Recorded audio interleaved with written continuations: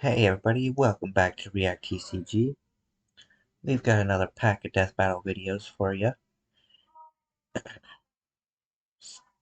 Starting us off, we've got Batgirl vs Spider-Gwen. If you've been watching my other videos, you'll know that I am a bigger DC fan than a Marvel fan.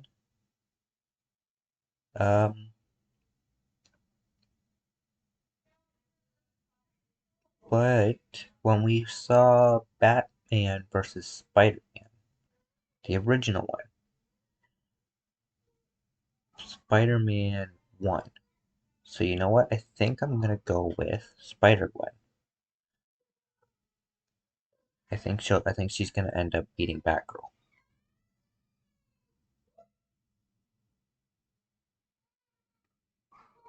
Blue Chew ad.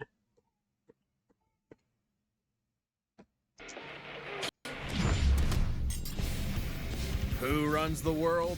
The ladies? So obviously there's a bunch of awesome crime-fighting chicks out there. Like Barbara Gordon, the DC Comics vigilante known as Batgirl. And Marvel's Gwen Stacy, the one you know as Spider-Gwen. He's Wiz and I'm Boomstick. And it's our job to analyze their weapons, armor, and Technically, I think she's known as Ghost Spider now. I think it's her official, her official name. skills to find out who would win a death battle.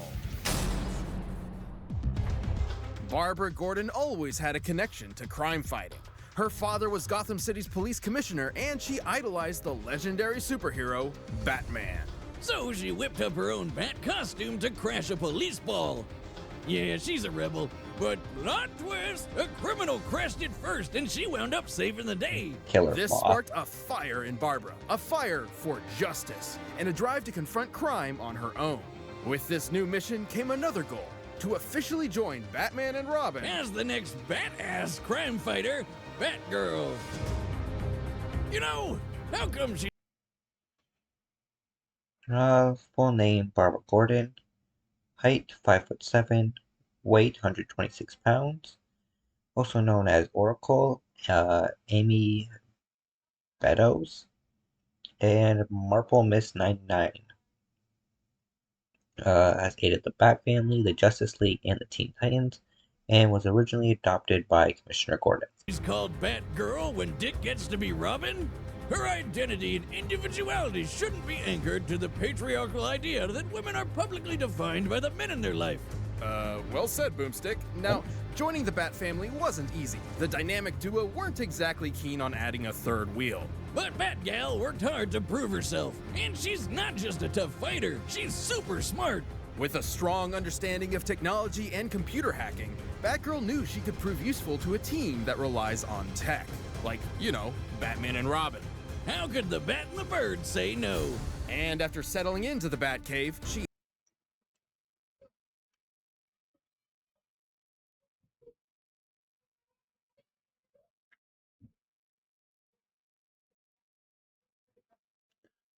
Peak human physiology. Martial arts, judo, karate, dragon style, kung fu, boxing, and stick fighting. Gymnastics, computer hacking, and an expert detective. honed her skills by training with the Batman himself. Who's basically the world's greatest ninja times 1,000. Not like she was some rookie before that, though. Her cop dad had her study a bunch of martial arts like judo and karate. Of course, Batgirl wears her own custom bat suit. Bat suit composed of Kevlar and nanotube filters, fireproof insulated, shock plate and a cowl, respirator, gliding cape, parachute, telescopic, microscopic, and infrared vision, utility belt with batarangs, grapple gun, the screamer sticks, taser, foam bombs, miniature lasers, miniature EMP, pepper spray, sleeping gas, concussion bombs, and explosive bombs. Suit, lined with Kevlar and filled to the brim with advanced technology.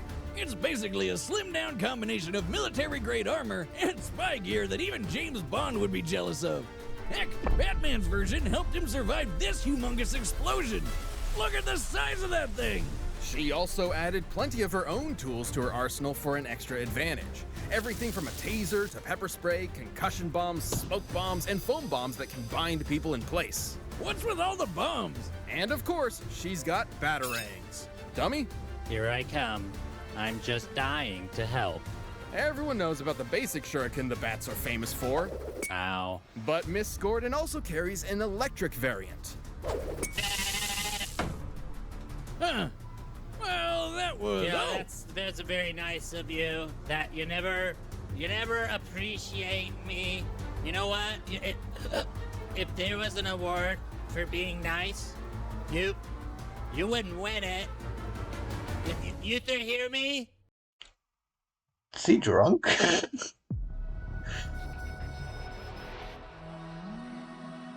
Those are awesome. Let me try. Oh, God, why? Anyway, Bro. Batgirl's also got guns, but like non-bullet ones. She's got a gun that shoots sleeping gas, a gun that shoots a grappling hook, and a gun that shoots batarangs. Because why would you throw something when you can fire it out of a gun? She's quick enough to dodge Fair. bullet fire and avoid. Discovered Batman's true identity all by herself, held a robot T-Rex's jaws shut, dodged live wire's lightning blast, tanked a building-busting explosion, survived falling several stories, fought a group of thugs while in a wheelchair, defeated the Joker, Harley Quinn, Starling, and Clayface. Avoid electricity from live wire. Who's basically just a scarier version of Blue Jamie Foxx from that one movie about amazing spiders. Also, Batbarb's tough enough to tank a 5-story fall or have a friggin' building explode while she's inside. Damn, girl, you're unstoppable. Well, Not true. until she was shot and paralyzed from the waist down. But even with the loss of her legs, she rallied around her peers and kept fighting the good fight as Oracle. Remember those computer skills? Well, they sure came in handy here, along with her photographic memory. Plus, she could dodge bullets while in a freaking wheelchair. Man, I bet she'd kick ass at Murder Ball. Certainly setting her apart from the likes of Batman and Robin. She even learned stick fighting while still paralyzed. She can beat your ass even while sitting on hers. What can't she do in that wheelchair? Walk. Well, besides walk. Not for too long, though. She eventually received neural implants in her brain and spine that let her walk again. Unfortunately, these devices are vulnerable to short-circuiting and AI hacking, but they're an acceptable risk and have been improved over time to resist such incursions. Which just makes her that much harder to beat. I mean, she's strong enough to outmuscle a giant mutant shark and suplex a fully grown tiger. Move over, Joe Exotic. Make way for the Tiger Queen. Thanks to her police father and her experience with the Bat family, Barbara Gordon's become a well-rounded protector of her city. Crazy to think how far the wannabe sidekick has come. She's really stepped out of Batman's shadow and become her own hero. The goddamn Batgirl. Overstepping yourself a little? Try me.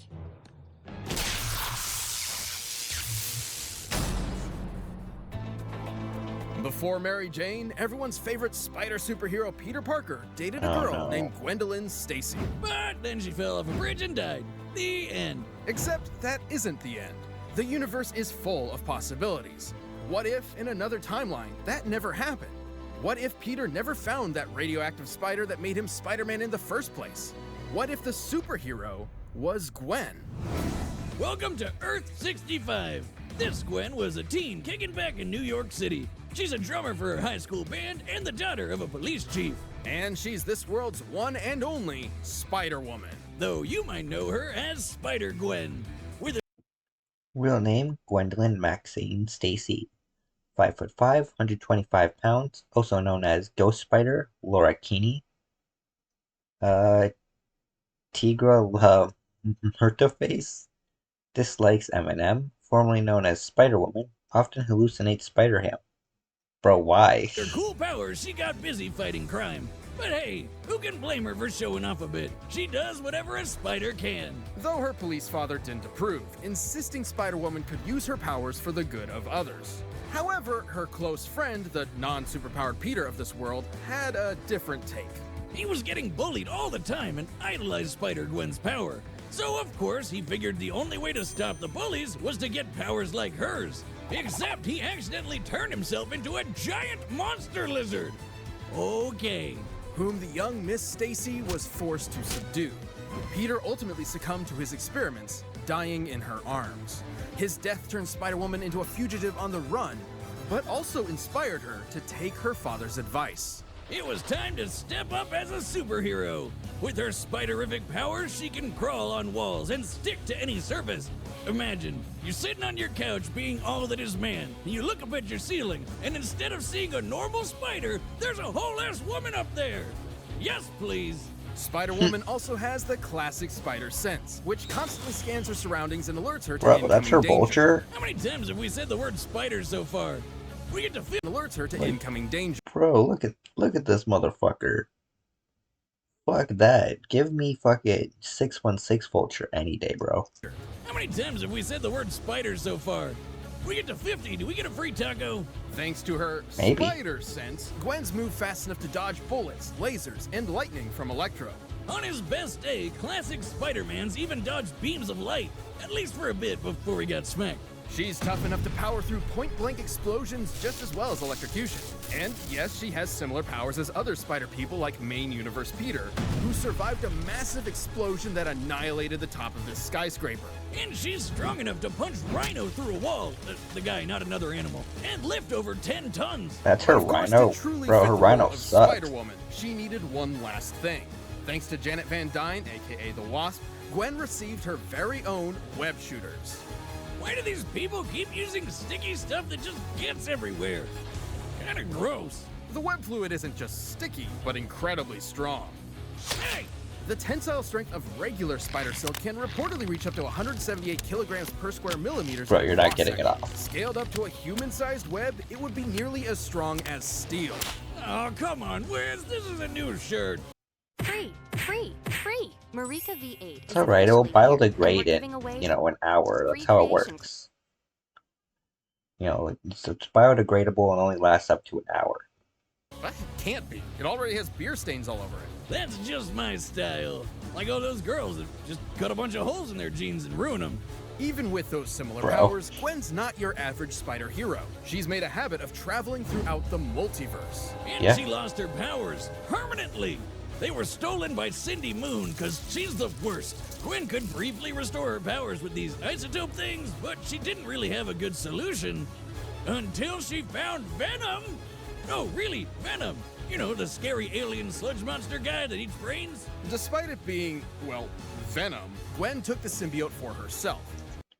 Equipment, web shooters, multiversal travel device, venom symbiote, powers, wall crawling, spider sense, super strength, speed, durability, and enhanced agility. Formed into her new suit, her powers were fully restored. Oh yes, she's back in black. I should note this version of Venom is a bit different from the one you're most familiar with. It was lab created and not nearly as potent or powerful. It can form talons, camouflage her. Gwen's symbiote has no inherent connection to any of the hive mind, or to the hive mind, and lacks many of the biological qualities inherent to symbiotes present in the main 616 universe. And do some limited shape-shifting, but Gwenum won't be reforming from a puddle of goo or anything crazy like that. Also, she can create even more spiders? Who the hell came up with that? I guess the only problem is the symbiote's weak to loud sounds and fire. It's basically scared of a metal concert. Ironic, considering its preferred look. But it's still Venom, and its violent nature tore Gwen apart. Eventually, she wound up unmasked and indicted. What do you mean unmasked? Her name's Spider-Gwen. Everyone should have figured that out. Have you been paying attention? Yes, Wiz. Badass spider chick kick lots of ass. After serving her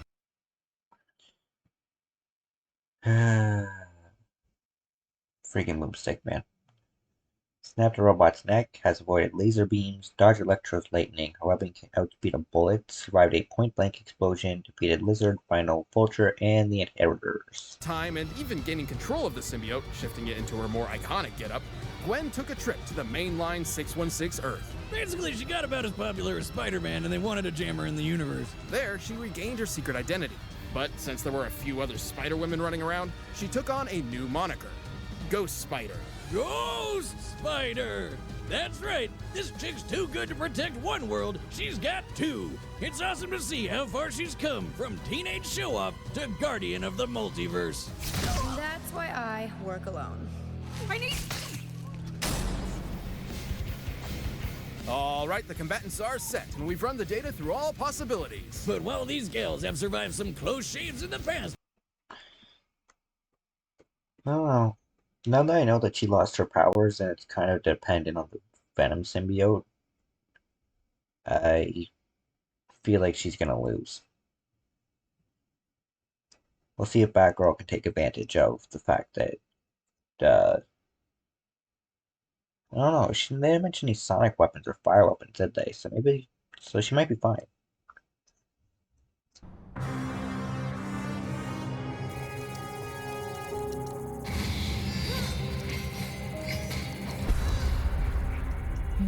Well, hold on, what? Please do Hulk versus Broly. That's hilarious. You know why that's hilarious? Because that's the next fucking fight. They totally foreshadowed it in their previous video. That's awesome.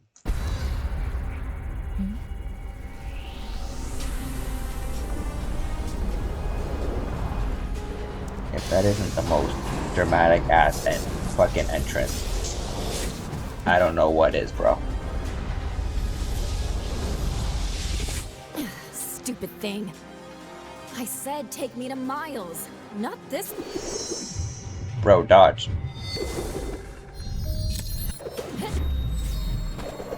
Always a backflip when they dodge, man. Every time with spider people. Seems like you're the stupid one for dropping by unannounced. Don't you treat your guests well. Facts, bro. Like, I don't think Batman would just attack. Point taken, Dracula. I'll get out of your hair. See ya. No, not the giant penny. That thing killed the penny plunderer.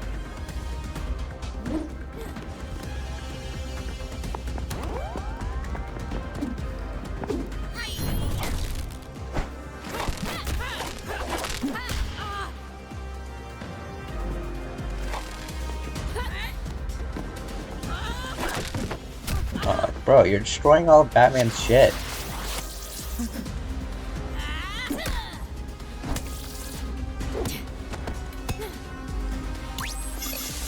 Oh.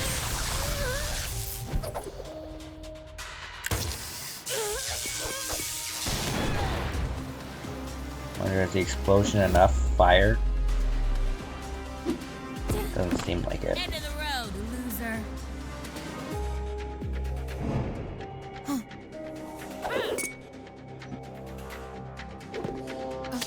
Rookie move, man. I'll find you. You're on my turf. Just because she went invisible didn't she went anywhere. Whoa, how'd she rip that shit? Oh, I shouldn't have done that. Why'd you keep holding it? Why didn't you just throw it? These fucking people, man.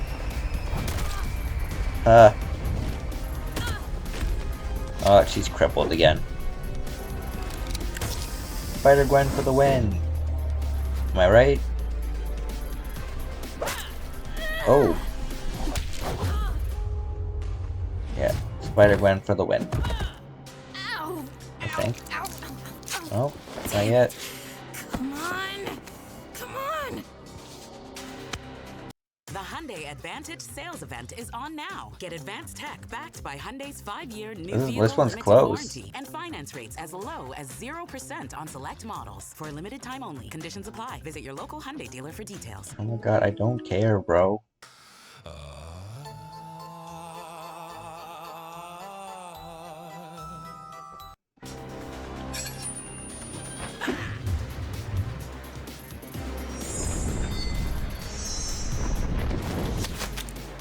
Shoot. Yep. There we go. You haven't won yet. Bro, really?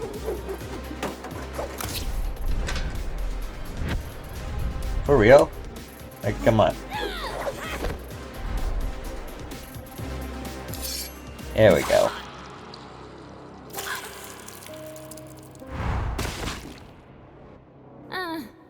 Now I have.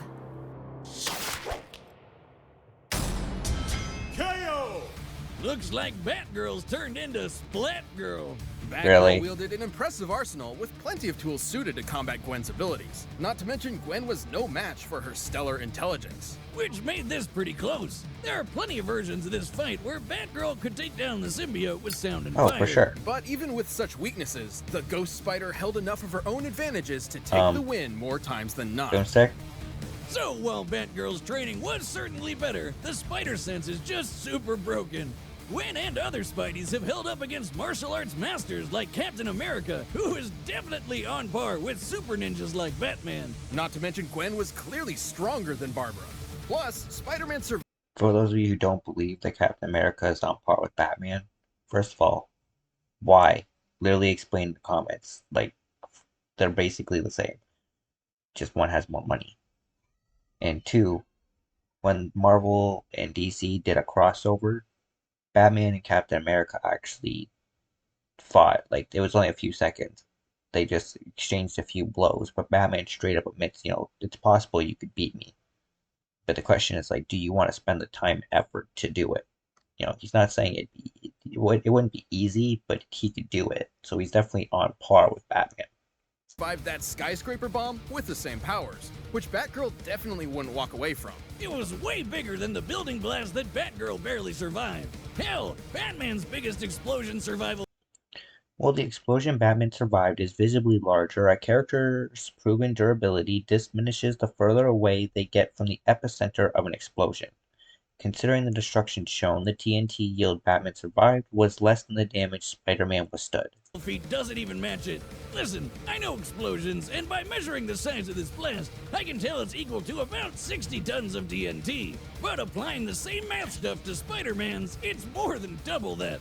To be frank, Batgirl had the tools she needed to take down Spider-Woman. Gwen was simply stronger, faster, tougher, and made good use of the spider sense, making it extremely difficult for Barbara to land a decisive hit before taking one herself.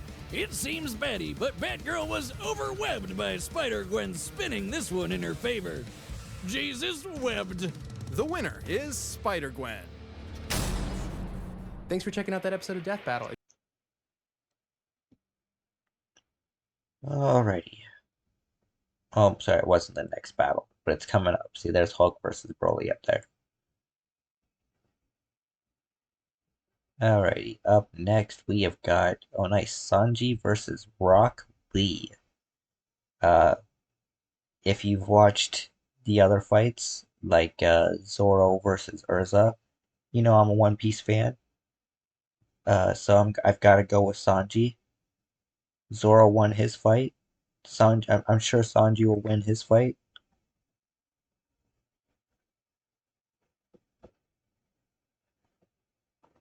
I'll get Luffy on here and have all three of them win their fights.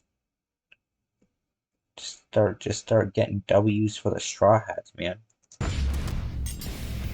There are so many heroes with crazy, over-the-top superpowers, but there's one class of character everyone respects. The master of the martial arts. Fair enough. Sanji, the sous chef of the Straw Hat Pirates searching for the One Piece.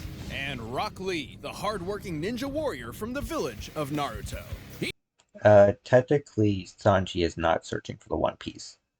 He's helping Luffy find the One Piece and become king of the pirates. His dream is to find the All Blue, a sea where fish from the north, south, east, and west blue all meet. So it's because of them all meeting there. There's supposed to be like special kelp and like spices and stuff like that. Fish people have never seen before, and since he's the chef, paradise for him. He's Wiz and I'm Boomstick. And it's our job to analyze their weapons, armor, and skills to find out who would win a death battle. Sister's kind of okay. She has some emotions, it seems like. But yeah, his brothers and his father, man, they suck balls. Full name, Vince Smoke Blackblade Sanji. Height 5'11". Weight 176 pounds. Bounty 330 billion 330 million? Yeah, 330 million. It's bear. I don't want to keep saying bellies. I swore it's fucking berries, man. Cook of the Straw Hat Pirates, and inspired by Steve Buscemi and Reservoir Dogs. That's actually kind of fun live action one. I just like that story better than just him losing it saving Sanji. Like, otherwise, how would this guy survive with no food? Few self-imposed rules that he'll never break no matter the situation. Like, he won't use his hands in a fight, uh, even if his life is in danger. He won't hit a woman, even if his crew or his own life is in danger. And he'll never waste any food. Neither can I, but I'm gonna have to try and fucking read these. Alright, let's try my fucking French here. Black Leg Style. Mouton Shot Combo. Veau Shot Combo. Concasque. Hasse. Party Table Kick Course. Oh god. Frites Assortes. Porridge Shot Combo, Skywalk, Anti-Manner Kick Course, Diable Jambe, Benku Grill Shot, Grill Shot, Paul Affair Spectre, Hell Memories, Hockey, Observation and Armament, and he has a raid. Unlike real light, the Pacifista's lasers explode on contact, and they were developed from Kizaru Pika Pika no Mi and allow him to move at light speed. Fair, Sanji bro. eventually found a true family as a chef for the Straw Hat Pirates. With them at his side, he began a hunt for the All Blue, a mythical location where every ocean in the world connects and all manner of sea life exists. A perfect spot for a chef of the sea. But just like all That's of what I us, he said. had to deal with his first and much crazier family at some point. And when Yeah. he did, he got an upgrade. This is the Hell yeah, he Race, did. a miraculous outfit with hover boots, invisibility, air boosters for increased kicking power. And a snazzy cape. Conveniently, the suit is stored in an easy-to-carry canister that can be opened for a magical girl transformation, like so. Oh is no. This beer? Wait a minute, if that's my beer, what am I drinking? I'm gonna either need to go to the bathroom or the hospital.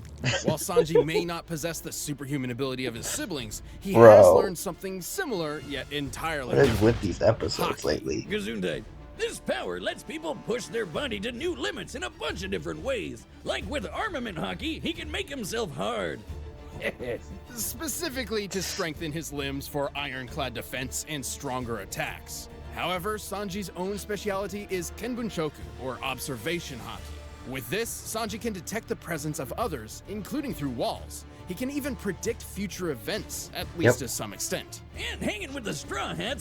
Well, not explicitly stated, Sanji has used his hockey to dodge a sneak attack from Katakuri, whose own precognition was unable to predict Sanji's evasion. Let him push his abilities to the limit.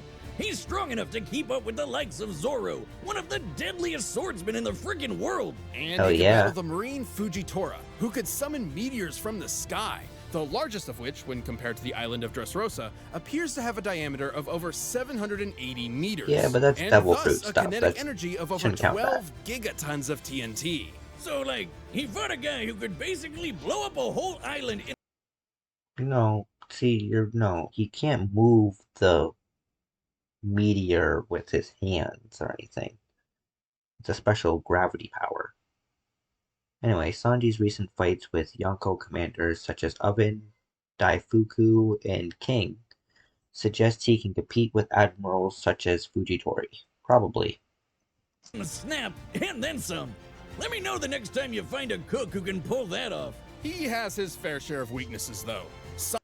Once broke a pacifista's neck, spiked the giant Watasumi, KO'd Luffy with a kick to the head, blitzed a sweet commander Oven, dodged a jelly bean fired by Katakuri, survived Kuma's island-shaking Ursus shock, impaled through the chest by a laser, halted Big Mom's rampage with his awesome cake, and defeated Kurabi Mr. 2 wands and Jabra. Sanji sees himself as a gentleman and thus refuses to fight a lady at any cost, Yeah. even his own life. And, he's absolutely terrified of drag queens. That didn't age well. But even No. with the setbacks and a horrifying childhood, Sanji is a man of the moment, an adventurer with a goal. One day he will surely discover the All Blue, and whatever else comes after that. I was Dang. looking. I was looking for a light. Appreciate it. Konoha, the village hidden in the leaves, is a land of phenomenal ninja. From Naruto to Sasuke to Kakashi, we've seen them show off their awesome talent on Death Battle before. Yeah, go check out these fights, man. I'll probably link one of them. But one ninja student sought to prove that talent wasn't naturally born. That talent could be achieved through nothing but hard work. This is Rock Lee. At first, both Full name, Rock Lee, height 5'8", weight 120 pounds, is a Jonin, taijutsu instructor and tuning jams proctor.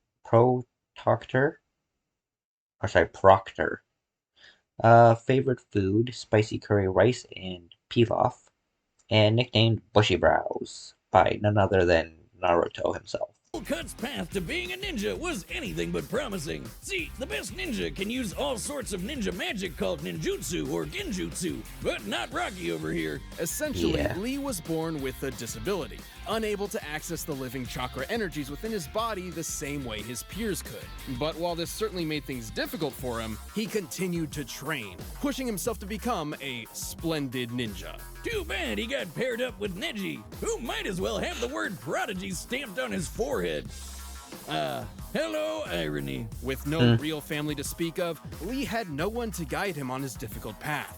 Fortunately, he found inspiration in the form of a fellow bowl-cut individual. Might Guy, a man who is simultaneously incredibly cool and incredibly weird. Guy Yeah. saw Lee's potential and trained him to master the art of taijutsu. I mean, hell, go check out the fight with him and All Might, man. I'm pretty sure it's like one of my most popular videos. Shit is crazy. A ninja's physical prowess using chakra, body, and mind. So he's not gonna be shooting fireballs or popping up clones of himself like the other guys, but he's gonna learn how to punch harder than anyone. Actually, that's exactly the point of his martial art. Strong Fist, a style that's all about shattering bones. Not just any ninja can master the form of strong fist. In the hands of a novice, it's a dangerous technique. One wrong move and you could accidentally break.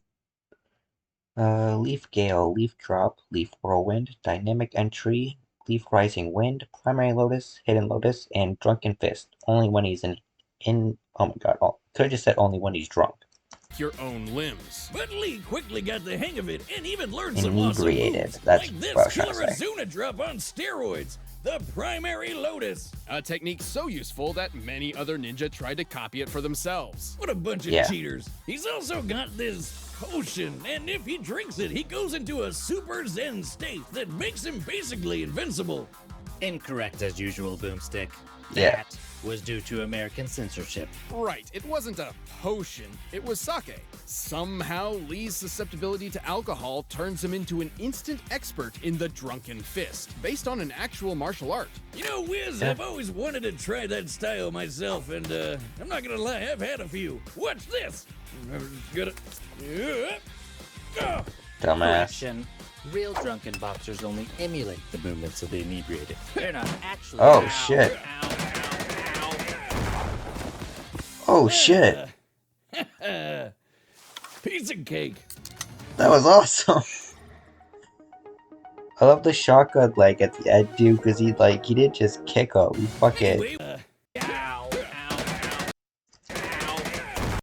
see, like he did a shotgun blast, like boom.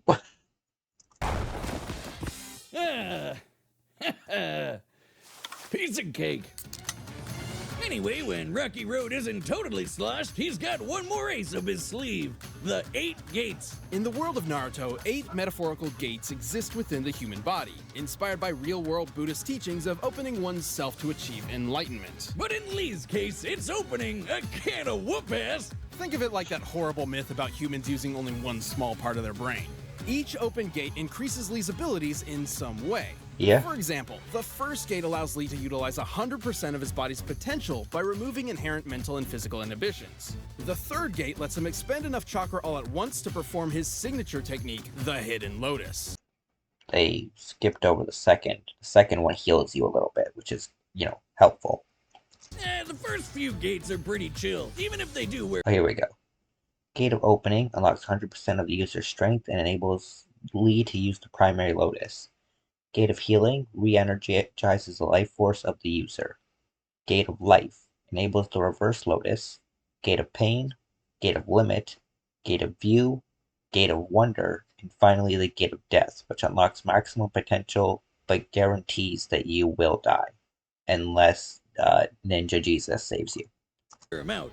Thing is, the more gates you open, the more dangerous it gets. But Lee wasn't afraid. By the age of 13, he could unlock 5 of the 8 gates. More than enough to keep up with the likes of Neji and honorary Green Day member Gaara. He's almost as quick as Naruto, who's dodged light speed attacks. And when he opened the 6th In 8th Gate, Lee is also comparable to characters who have dodged Mifune's sword strikes, which also move at light speed. gate, he used it to slice up a giant meteor. Comparing the scale of the meteor to Konoha's mountainside, Who's dodged light speed attacks. And when he opened the 6th gate, he used it to slice up a giant meteor. Comparing the scale of the meteor to Konoha's mountainside, and assuming Lee contributed his fair share to this group task, he must have produced a force equal to about 230 megatons of TNT. The average nuclear bomb has a yield of about 5 megatons, so getting hit by 6th Gate Lee is like having 50 nukes exploding in your face. Now, Lee has admittedly never used the last 2 gates. However, there are multiple claims that he's mastered them by adulthood.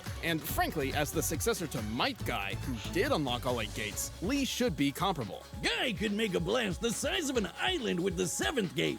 With the 8th, he could go head-to-head with the ultimate big bad, Madara. This creep was packing more power than when Naruto's chakra blew a hole through the moon. A 400 petaton explosion. That's way bigger than 50 nukes. Hell, the 8th gate can bend the fabric of space. Just one small problem. Opening the 8th gate puts in Shattered a giant meteor, mastered all 8 gates, matched Karamari, defeated a 4-tailed QB clone with Guy's help, and succeeded Guy as Konoha's Taijutsu master. But see, I don't think you can compare him exactly to him, because if we've never seen him use 7th or 8th gate, we don't really have any feats to base it on. Like, we can't just assume he's at the same strength as Might Guy without actually seeing it or seeing something comparable. immense toll on the body. The moment you open it, you've essentially guaranteed your own death. Yeah, but who cares as long as you take your foe with you. Under Guy's training and with the help of his friends, Lee has shown that he is indeed a splendid ninja. Though he never quite got the chance to prove himself against Neji. Well, according to the wisdom of Gammy Boomstick, one's dead and the other isn't, so I think I know who won. Tact, Boomstick. Now the villager's expert instructor in taijutsu, and with a kid of his very own, it seems Rock Lee's hard work truly did pay off in the end. To protect and maintain one's own ninja way. The 3rd gate, Gate of Life, open! All right, the combatants are set, and we've run the data through all possibilities. But first, if you want some of Lee and Sanji. Friggin' Blue Chew ad. Time for a death battle!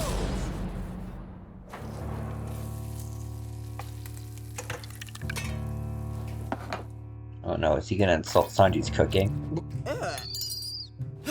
I refuse to eat this. It's far too mild. Oh, bitch, you gonna die. You don't insult his food, and you definitely don't fucking waste food in front of Sanji. Now I hope Sanji wins even more.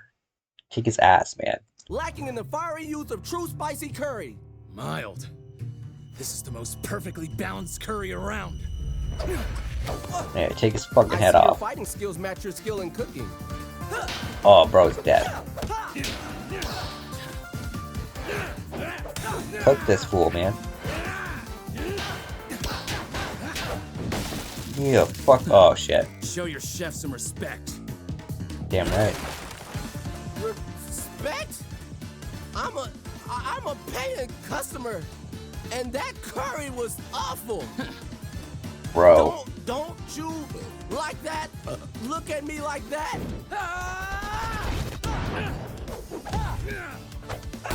Fucking drunk motherfucker.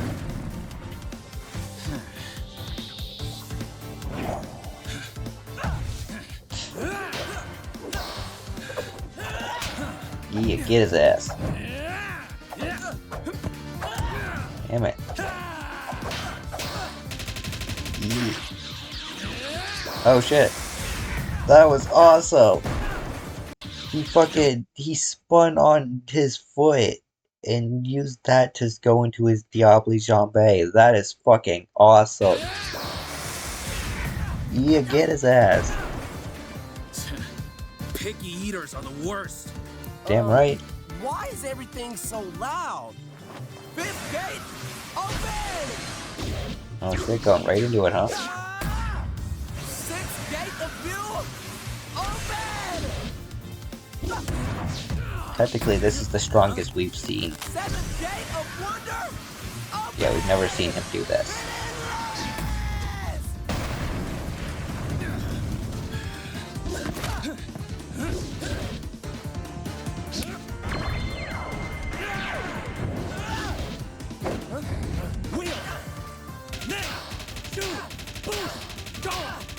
Should go change his face.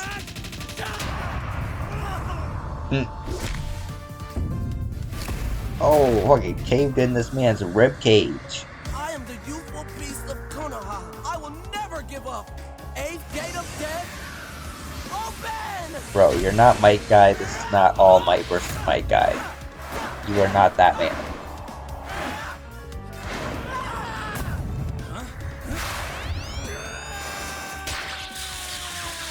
Oh! It's alright. Frankie can make you a new one. Yeah. Fuck you. Since you wouldn't finish your food, I'm making you cough up whatever you've already eaten. Anti-matter! Yeah.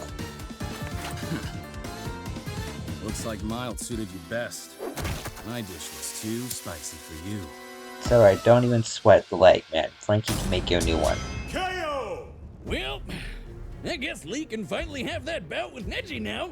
Given Guess Lee's so. years of experience and the power of the 8 gates, he definitely kept Sanji on his toes. But Sanji was no slouch himself, and like Lee, has trained all of his life. With his speed and observation hockey, he handled even the unpredictable Drunken Fist. And while the 7th gate meant Lee could probably blow up an island, that's not as big as the meteors the Straw Hats could handle. Simply put, Lee had only one somewhat reliable method of a possible victory: the 8th gate. A suicide move he's never actually used before. Not really the best argument for a win on its own. But gate number 8 could take on Madara. Sanji's tough, yeah, but he's definitely not on that guy's level. A couple big hits from the 8th gate and Sanji's nothing but paste, so what gives? Well, Lee would have to hit him first. While Sanji's power may not compare For comparison, Sage of 6 Paths Naruto, whose power and speed exceed the 8th gates, only barely dodged a light speed attack from Madara. to the 8th gate, his speed is far beyond.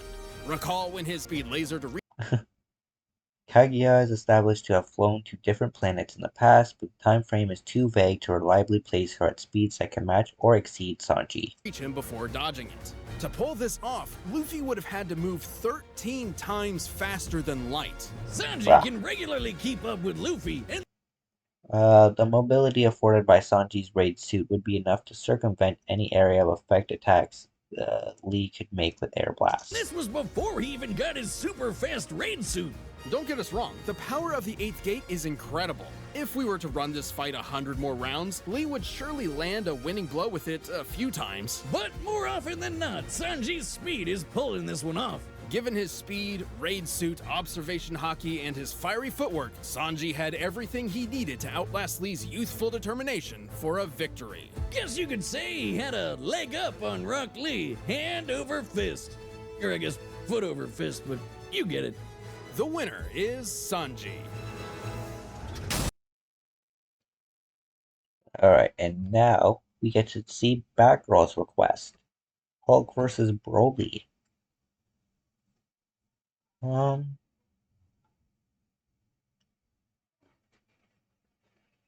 gonna go with Broly.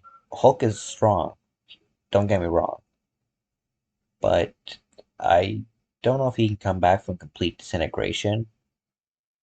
I think he can now in the comics, but I don't think he could at this point in the comics.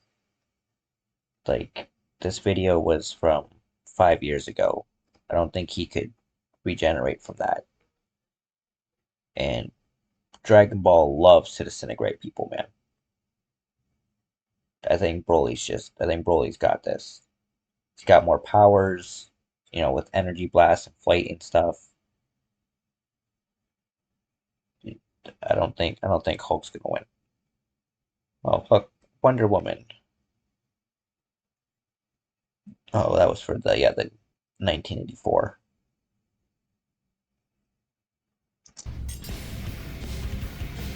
As primal as the ground we walk on and the air we breathe, anger can keep us alive or doom us forever. Well, on that fun note, let's jump into our season finale. First up is the Incredible Hulk, Marvel's mean green world-breaking machine. Then there's Broly, the legendary Super Saiyan from Dragon Ball.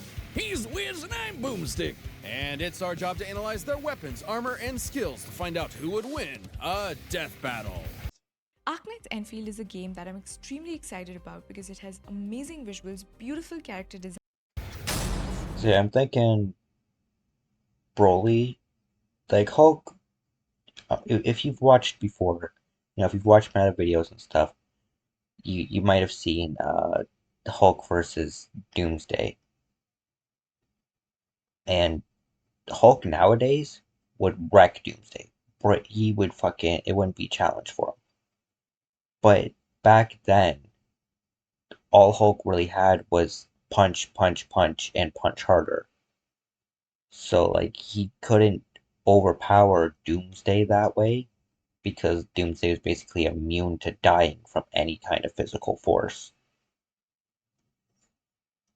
But, even though he's advanced, my point being, even though he's advanced more than that, this is still 5 years ago, so like I said, I don't think he's evolved enough to be able to hang with someone like Broly. Young Bruce Banner was a genius and the son of nuclear physicist Brian Banner, who was just the absolute shittiest dad ever, complete with mom murdering and super baby slapping. Naturally pretty distraught, Bruce's trauma due to parental abuse internalized itself as a second personality, an angry, childlike brute that just wanted to be left alone, even with that angry shadow in his head. Full name, Robert Bruce Banner. Height, 8 feet. Weight, 1,400 pounds. Notable personalities: Savage Hulk, Joe Fixit, the Professor, Doc Green, Claw, Devil Hulk, and Green Scar. He's been part of the Avengers, the Defenders, the Warbound, the Titans 3. He draws power from the One Below All, and he really likes puppies. And Bruce grew up to be a leader in the study of gamma radiation, so like a total nerd who probably got beat up all the time. He had that covered. During a gamma bomb test, Bruce was caught in the blast zone and absorbed enough radiation to, well, die. Except he kind of didn't.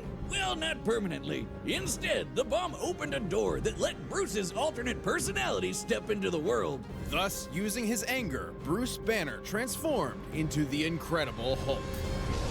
Yeah. The Hulk is one of the strongest mother hubbers in all of Marvel. He can lift a 150 billion ton mountain, shatter asteroids twice the size of Earth, leap into orbit from the ground, and even mess with the fabric of reality by punching. Whatever a time storm is, you bet your ass he can punch it. and break time. The Hulk's absurd power is tied to his rage. The angrier he gets, the stronger he becomes. And according to almighty gods like the Beyonder, the dude's got no known upper limit. Though, to be fair, his body can't always keep up and will revert to Banner under too much pressure or too many puppies. Emotions like rage are governed by an area of the brain known as the hypothalamus, which controls Bruce's emotions and will revert to Banner under too much pressure or... Yeah. Like, this was literally the most, like, I forget who's telling this story, it was terrifying. We dropped a box of puppies, man. We fucking Hulk started smiling, laughing. Look at this face, bro. Too many puppies. Emotions like rage are governed by an area of the brain known as the hypothalamus, which controls Bruce's transformation. If it's damaged, his life could be put in jeopardy, like when Hawkeye pierced it with a special arrow Bruce himself designed. Good thing the Hulk's a total tank who can keep fighting for days on end. Nothing short of literal gods are strong enough to take him down. When he does take damage, his body can heal almost instantly, even if his flesh has been vaporized or he's been cut into literal pieces. The Hulk can adapt to any environment imaginable. Or he's been cut, his body can heal almost instantly, even if his flesh... Oh, okay, yeah, so he's still got, like, a skeleton and stuff like that.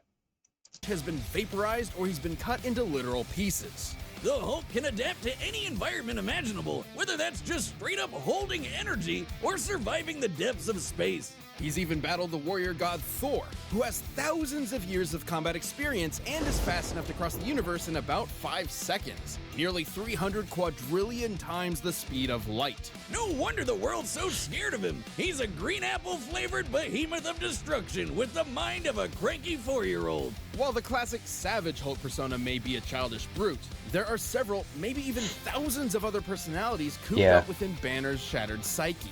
Joe Fixit is a street-smart bouncer, Doc Green is a super genius, and the Devil Hulk is the father figure Bruce never had. It's like an all-you-can-eat Hulk Emporium in Bruce's brain. We got your Dark Hulk, Mindless Hulk, Hulk Squared, and Claw, which is basically just Sad Hulk. It's kinda dumb. Despite seeing his human half is basically just sad. I'm the Hulk's Hulk. I've been watching you people, listening to your garbage for years. Old Jarvis was wrong. Problem ain't that you're being selfish and rotten. Hulk. It's kinda dumb. Despite seeing his human half as weak, Hulk and Bruce would finally unite against a cruel, uncaring world under a new persona, the Green Scar. He brought a world war to Earth and tore the superhero community a new asshole. And by finally letting go of puny Banner, the Hulk became the unstoppable force everyone's always feared. A world breaker. World is underselling it. The Savage Hulk once obliterated... Unlimited super strength, gamma radiation manipulation, immortality via resurrection, reactive adaptation, regenerative healing, super genius intellect, superhuman speed, and telepathy resistance. An entire universe with a thunderclap and bloodied Hyperion with a single punch. The same Hyperion who survived the collision of 2 universes unscathed. Which begs the question, how much more powerful is the Hulk at his maximum? This one's all on me, Wiz. So, Hulk was once with this chick, Umar, ruler of the Dark Dimension. Spooky. Hulk could only match her strength for 6 minutes, but he made up for it in round 2 when he came back as the Green Scar and kept Hulk smashing for hours. It's likely they went until dawn. That's a 12-hour session of Hulk smashing at most. My man. Well, that would make the Green Scar 120 times stronger than the Savage Hulk.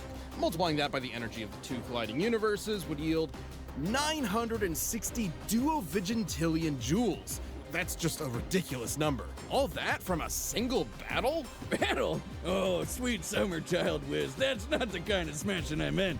You gotta be kidding me. I think I just invented a new field of science. The science of the Now, you might be thinking this gamma stuff is nuts, and you're right, because it's Satan magic. No ads. No ads at all. I've played 45 ad-full games this week, and this is the only one that didn't make me scream. So, turns out, gamma is actually directly connected to energy from hell, drawn from Marvel's ultimate satanic being, the One Below All. By using his powers, the Hulk is literally channeling the devil. It's also what Yeah. kept him I alive. mean, was that not obvious to everyone who was reading the comic books and everything? Duh. Uh,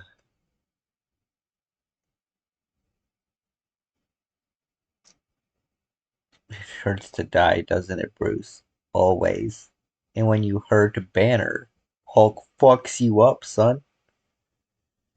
Annihilated an entire planet, overpowered the one below all, dented Ultron's adamantium armor, lifted a 150 billion ton mountain, cut Silver Surfer mid-flight, survived Vector's reality-repelling blasts, withstood the weight of a star, endured a blast from Galactus himself, and has defeated the Abomination many, many times. Hercules, Maestro, which is a future version of him who went crazy with gamma radiation, and the Sentry, which is basically Marvel Superman. All these years, every time Bruce dies, his soul is sent to hell and can resurrect. Once returned to the world, his body will heal from whatever killed him. The dude literally can't die. And after a journey into the lowest plane of hell, the Hulk even faced off against the one below all and the ghost of his father. In the greatest therapy session of all time, he thunderclapped those two assholes to smithereens. Damn right. Talk about cathartic. From one man with crippling daddy issues to another. Well done, sir. What else can you say but incredible?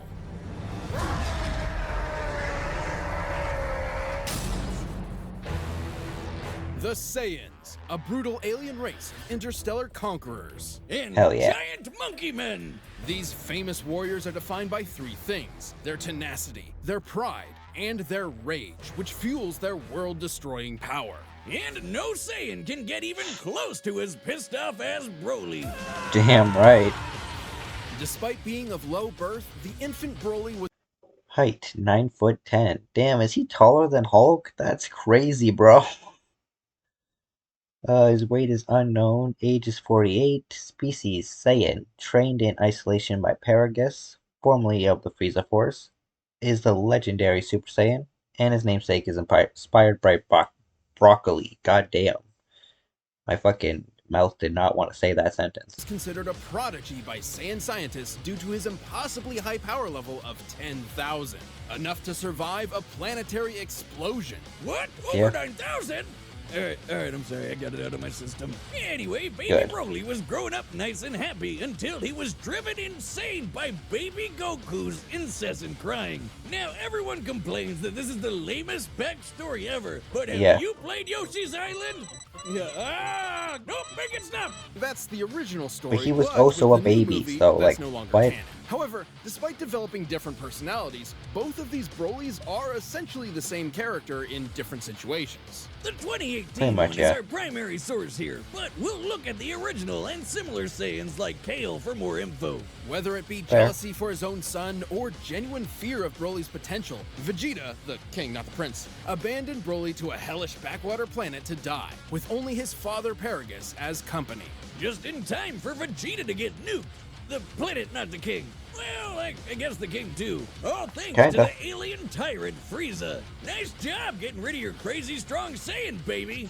Idiot. Ironically, after decades of isolation, Broly and Paragus were found by Frieza and drafted into his army to eliminate the Saiyans on Earth, Goku and Vegeta. The prince, not the planet, or the king. Thing is, Broly's not like the angry Saiyans. This Saiyans, man, just bad at naming stuff. We have a planet. Let's name it after our king. Oh, so we should name it like close to Vegeta? No, we're just gonna name it Vegeta. Oh, okay. Fucking king goes and has a kid. Oh, cool, I have a kid. What should I name him? Vegeta. You mean Vegeta Jr.? No, just Vegeta. guy's a gentle giant who would rather play with his big green alien dog than fight anybody. Paragus molded Broly into a deadly warrior whether he liked it or not. By Like killing most his Saiyans, friend. Broly can harness Ki, or one's inner life force, as an energy to enhance his physicality. Or fire it from his hands in a super laser beam. Broly's bread and butter is his Adaptive martial arts akin to a berserker wrestling style. Adapts to opponents mid-combat. Flight, telekinesis, Saiyan power aka Zenkai boost. And Wild Sense After Image. A racer cannon, a green fastball that'll cross thousands of miles in seconds and vaporize planets. He can barf. Key techniques: Blaster Meteor, Eraser Blow, Eraser Cannon, Gigantic Breath, Gigantic Catastrophe, Gigantic Eraser, Gigantic Omega Storm, Godbind, Omega Blaster, Planet Crusher, Planet Geyser, Powered Shell, Seismic Power, Super Explosive Wave, Trap Shooter, and Wrathful Charge. Lasers with his gigantic roar, shower the landscape with blaster meteor, or just straight murder people with his gigantic orgasm. Gigantic Omega Storm. Oh, that makes more sense. I'm gonna rename my dick that. His most powerful technique, though, is a small key bolt that Broly can feed to rapidly grow in size and consume entire worlds. The Omega Blaster. Broly's arsenal isn't just blowing stuff up, though. He can use his ki for flight, telekinesis, and paralysis. Despite being stuck in the space boonies all his life, he's an adaptable fighter who can match seasoned veterans. Basically, he learns as he fights. And while most Saiyans get stronger every time they almost die, the Bromeister's strength is tied to his emotions. AKA, the angrier he gets, the stronger he gets. Doesn't that sound familiar? These power boosts are so great, he can... Wrath State possesses power of the Great Ape form. Power continuously rises from anger and pain. Super Saiyan C-type. Cover to maintain the traditional Super Saiyan, but far more powerful. Super Saiyan B-type. The legendary Super Saiyan form, aka Ultra Broly, Super Broly, or Berserker, increases his physical size and risks self-destruction. Match transformations like the Super Saiyan without even needing to transform. But don't worry, he can do that too. His Wrath State roids him up and makes him as strong as a Saiyan Great Ape without all the fur. Or the shedding. Much to Frieza's chagrin, though, Broly had never learned to unlock Super Saiyan, and could not compete with Goku and Vegeta's stronger forms. Solution? Murder Broly's dad to get him to transform. Because he's a dick. Despite the physical abuse he suffered at his father's hands, Paragus was still the only family Broly had, and losing that drove him over the edge. That's basically what happened to me when my dad lived, except I turned into a super alcoholic. Although Broly didn't turn into a typical Super Saiyan. You're welcome. Broly's new form was actually a Super Saiyan C-type. This is an unleashed version of the repressed Super Saiyan A-type, which are both precursors of the B-type. Daddy, you're going out for cigarettes again? Okay, I'll see you when you get back. Goodbye. Goodbye. I love you. I wanted to listen to Wiz's explanation. The Super Saiyan Vitamin C form has the perfect energy control and let him wail on Frieza for over an hour. And this time I mean wail as in fight. Right. Broly's power was so immense, it even made Goku, of all people, turn tail and run. Goku was able to clash with Lord Beerus with enough force to potentially destroy all... The shockwaves propagated by their attacks have to be proportionate in speed to the attacks themselves, and therefore can be scaled to their strikes, ki blasts, and reaction speeds. All of Universe 7, a humongous cosmic structure shown in this symbolic model, making the Dragon Ball universe 9 times larger than our own. Yeah, they determined that, but we didn't get to see any of it, because we only got to watch the fight. Based on this, the shockwaves from their clash propagated 240 quadrillion times faster than light. And after that, Goku became that powerful in his base form. Imagine how much stronger he was at Super Duper Pooper Scooper Saiyan. Or when fused with Vegeta into the almighty Gogeta. The exact power of fusion is unknown, but base form Gogeta performed noticeably better against Broly than Super Saiyan Blue Goku and Super Saiyan Blue Vegeta together. A being many times more powerful than the sum of his parts. Broly got into a dick measuring contest with a friggin' Super Saiyan squared and shattered reality. And at the peak of his rage, he became the Warrior of Myth, destined to appear once every 1,000 years. The legendary Super Saiyan. As a broccoli-haired freak, legendary Broly's power is so great that he needs to constantly let it out, or else he might self-destruct. I guess you could say his power is... Everyone's hitting so much good... Orange. Off the rip. Off the rip. Off the rip. That's what I'm talking about, baby. Maximum! He's easily among the strongest foes. Had a power level of 10,000 when he was an infant. Fought continuously for over 2 hours, shattered walls between multiple realities, destroyed the South Galaxy, survived Planet Vegeta's destruction. Goku believes that he is stronger than Beerus, tanked blows from Super Saiyan Blue Gogeta, defeated Goku, Vegeta, Frieza, and Piccolo. Goku's gone up against. That includes beings capable of shaking an infinite void just by powering up, or merging with the universe and affecting alternate timelines. In his original timeline, the Brawl survived his energy exploding out of him all at once, and in canon, he took dozens of attacks from Well, in the new canon, Broly has not shown the healing capabilities of his previous incarnation. He does possess a collection of senzu beans that can regenerate similarly fatal wounds. Gogeta Blue without any visible damage after fighting for hours. His power comes at a cost, though. In his Berserker state, Broly is wide open against an opponent who's just as strong, but far more skilled. And after taking enough damage, his rage will hit its limits, and his power will fizzle out quick. He can even get knocked into weaker forms. Broly did lose his fight with Gogeta fair and square. But with new friends at his side to support him and a new rival to teach him to temper his fury, the lonely Saiyan outcast finally got what his father could never give him: a family. Oh, but that means he has even more to lose. So watch out, because this Super Saiyan's temper is legendary. Hell yeah.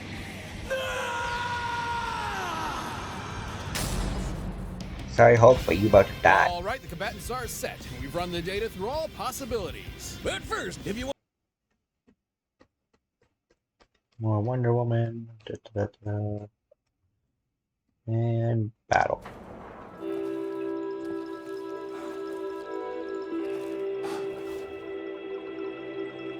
Bro's just straight chilling. Feeling like a villain.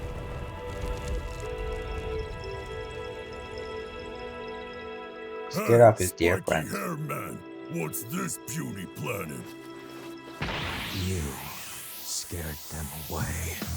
You're making me angry. You won't like me. Angry. He said Hulk's thing. Show me. Oh. Oh. Tank that shit like a boss. Damn, he's fast. He gave him the fucking Loki treatment. Disappointed.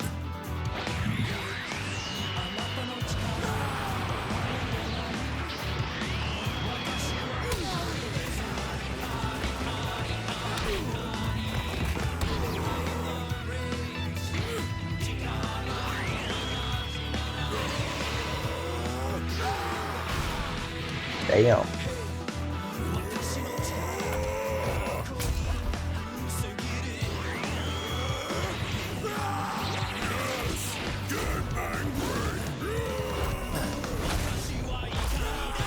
Bam.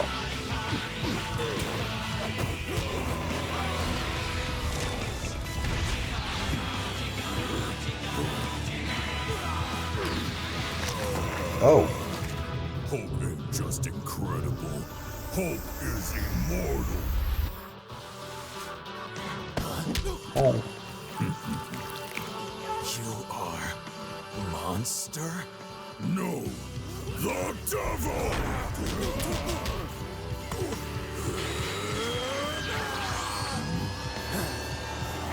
That fucking Broly's thing. That was funny. Oh.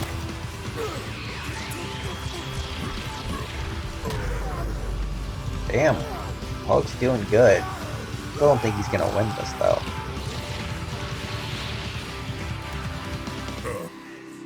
Hulk smash! Yeah, that's what you do best. Oh shit.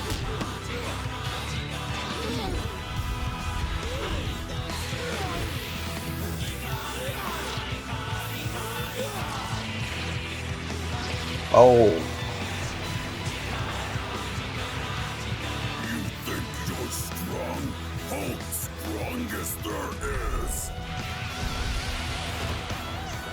those fucking bars at him. Yes! Show me! Break the world! Break everything! I'll kill you! Chest bump. Oh yeah, that got as fuck.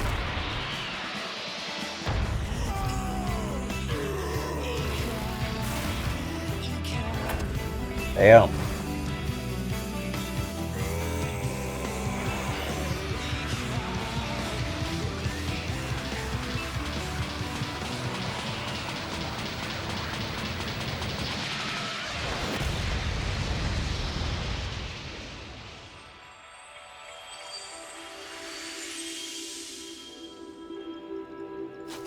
Throat sore.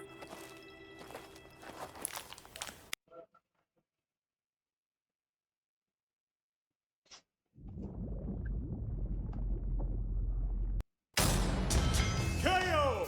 This just in, breaking news. Local area Saiyan literally too angry to die. The Hulk had numerous advantages over Broly. He was far more experienced, slightly faster, and potentially smarter depending on which Hulk was in charge.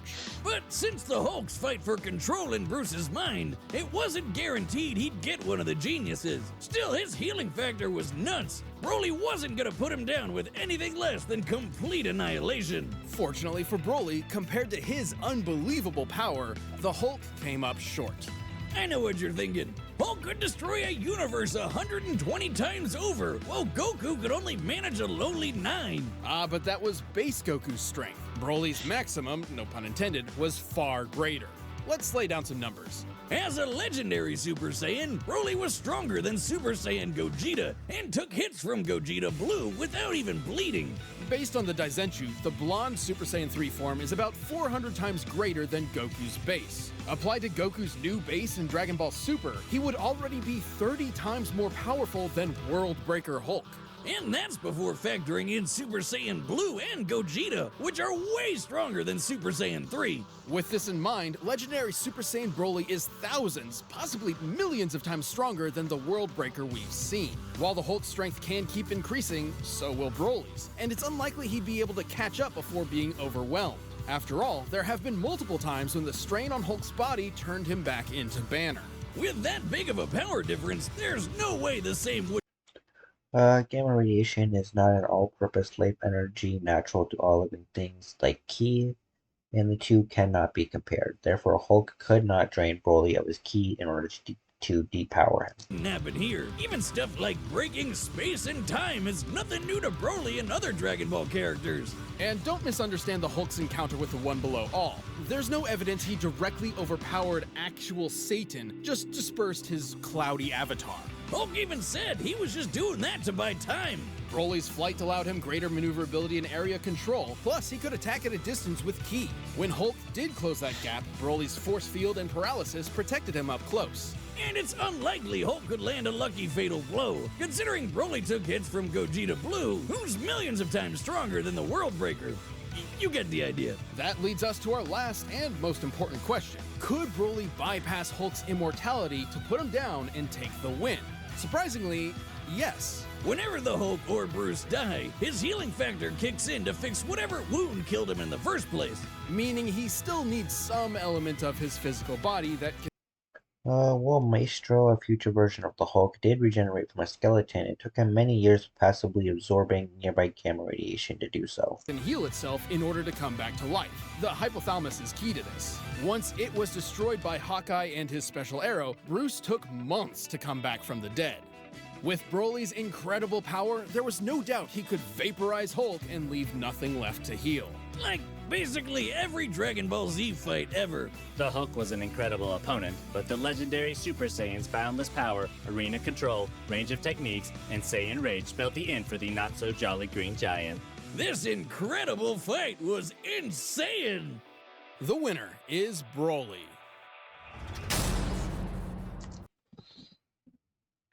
Alrighty, we got two more of these. Oh, nice. Up next, Yoda versus King Micky.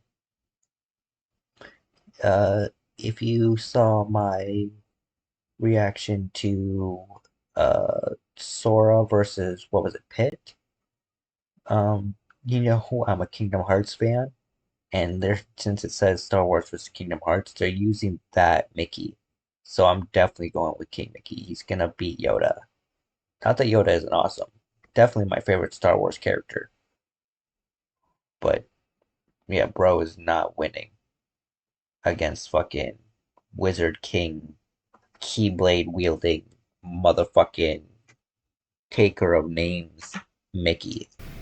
Yoda, the legendary Jedi Master of Star Wars fame. And King Mickey, His Highness of Disney Castle from Kingdom Hearts. These two have proven time and time again that size matters not. But let's see which of these tiny titans can swing their way to victory in a one-on-one duel. He's Wiz and I'm Boomstick. And it's our job to analyze their weapons, armor, and skills to find out who would win a death battle. A long time ago, in a galaxy far, far away, a Jedi there was. Master he is. Yoda his name. You're not gonna keep doing that, are you? Tell me what to do, you cannot. Okay, the mysterious Grand Master Yoda devoted his life to the ways of the Force and to leading the Jedi Order, a group of noble peacekeepers. They took it upon themselves to maintain a state of tranquility in the galaxy. Don't be fooled by all that talk of peace, though. They're like superhuman samurai. Jedi consistently take on hordes of baddies by themselves, and they've been doing it for centuries, way before the start of the Galactic Republic. At which point, the Jedi became much more entangled in, let's just say, government affairs. Oh sure, that's what the space wizards were missing, politics. The Jedi Council began weighing in on various matters to both protect democracy and avoid violent conflicts. Except they kinda screwed the porg on that front. The Clone Wars wasn't just a fantastic series by George Lucas and Dave Filoni, it was also an awesome miniseries by Genndy Tartakovsky. And it was a horrific war that wiped out the Jedi, erased the Republic, and saw the rise of the Empire. Sure, Right, that that too. too. Spoilers, man. As the Jedi Grand Master, Yoda... Dude, okay, anyone who decides to say spoilers or anything about videos like this, what did you expect? They have to go over all of their history and their feats and stuff. You know, there's a fight coming up. I've never actually watched it. I think I might have watched the fight, but I don't think I've ever watched the explanation part because it's like Steven Universe versus Star or some shit, and I like led the Grand Army. did not mean to hit the button there. And I like the Crystal Gems or like the show is called Steven Universe, right? But it's a good show, but I've never finished it. I didn't want spoilers. But, you know, I'm reacting to these, so I'm gonna go fucking spoil it for myself. Heard that too. Spoilers, man. As the Jedi Grand... Anyway, 2'2", bro. 29 pounds, over 900, unknown species. Technically it's not unknown. We've never heard you can see his race right here. But we just don't, it's never gotten a name, like an official name anyway. He's a Grandmaster, taught Dooku and Obi-Wan Kenobi and Luke Skywalker, self-exiled himself to Dagobah, and a particular speech pattern he has. Grand Master, Yoda led the Grand Army of the Republic, a military force almost entirely comprised of clones, aka disposable people. Man, that gets really messed up if you think about it too long. So I Yep. won't. Despite his small, frail appearance, Yoda could absolutely hold his own in combat. In fact, he's considered one of the most powerful Jedi of his era. He's trained Yeah. all the greats like Obi-Wan, Mace Windu, and even Liam Neeson.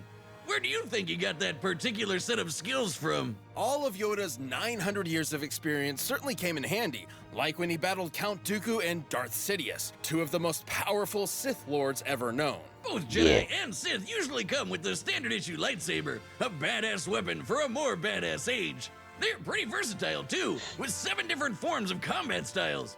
And don't think Yoda... Form 1, Shicho, oldest style based on fencing. Form 2, Makashi, focuses on one-on-one duels and avoiding disarmament. Form 3, Sarusu, defensive style, uses a foe's mistakes against them. Form 4, Ataru enhances physical strength and speed via the Force. Form 5, Shien slash Demso emphasizes physical power, often uses a reverse grip. Form 6, Nemon, balances offensive and defensive techniques. Form 7, Juyo, defensive style, focuses on aggression. And Jar Kai adapts previous styles but for dual wielding. Yeah, so, Star Wars fans, go comment down below how badly I just butchered all of those words. Is gonna miss out on all that laser sword swinging? He's mastered all 7 styles, even though he's only 2 feet high! Hell, most lightsabers are taller than he is! Which is why he specializes in the 4th form, Ataru. This style focuses on utilizing the Force to increase a Jedi's capabilities, allowing them to attack at blurring speeds with incredible precision. Basically, he can flip-flop around like a ninja frog. Wait, is he actually Kermit? This does still mean Yoda has a sort of handicap in physical combat, as his stature requires him to use the Force far more than most opponents just to keep up. While the Force is beyond Concealment, Force Body, Force Spirit, Healing, Jedi Mind Trick, Precognition, Telekinesis, Telepathy, Thought Shield, Tutor Minus. the body and seemingly infinite, too much effort all at once can put a strain on a person and even kill them. However, Yoda is truly a master of the Force, potentially more so than any other Jedi. He has moved starships with his mind and lifted hundreds of droids at once. He can also use mind tricks, illusions, and a technique called Tutor Minus. That's when Jedi block or catch and redirect energy, like lightning, blaster bolts, or even other lightsabers. It's safe to say that Yoda greatly prefers using the Force in combat over his Jedi weapon. Wiz, if I ever get one of those laser swords and toss it away, you totally have permission to kill me. Interesting.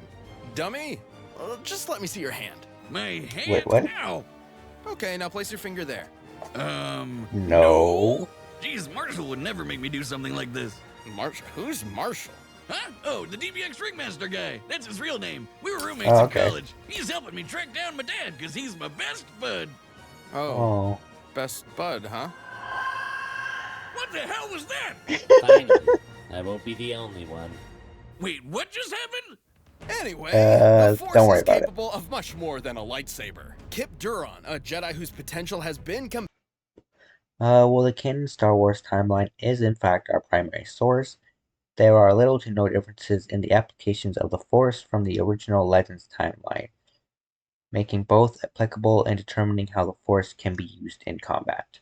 compared to Yoda, utilized it to move a gravity well-generated void, basically a black hole created by a ship, to strike the right balance of pressure in order to move a singularity. Theoretically, you would need to exert an energy output equivalent to almost 14 petatons of TNT. Jedi are also super fast. They've blocked blaster bolts, of course, but they can also keep up with droid tri-fighters and Magna Guards, which both are clearly stated to have near light speed reflexes. Holy crap, who's building these things? Furthermore, Jedi can use the Force to glimpse into the distant Commanded the Grand Army of the Republic, trained Jedi for hundreds of years, held back a giant made of living stone, created an avalanche with the Force, directly compared to Kip Duron, carried a massive cannon all by himself, and bested Sidious and Dooku in astral combat. future through meditation.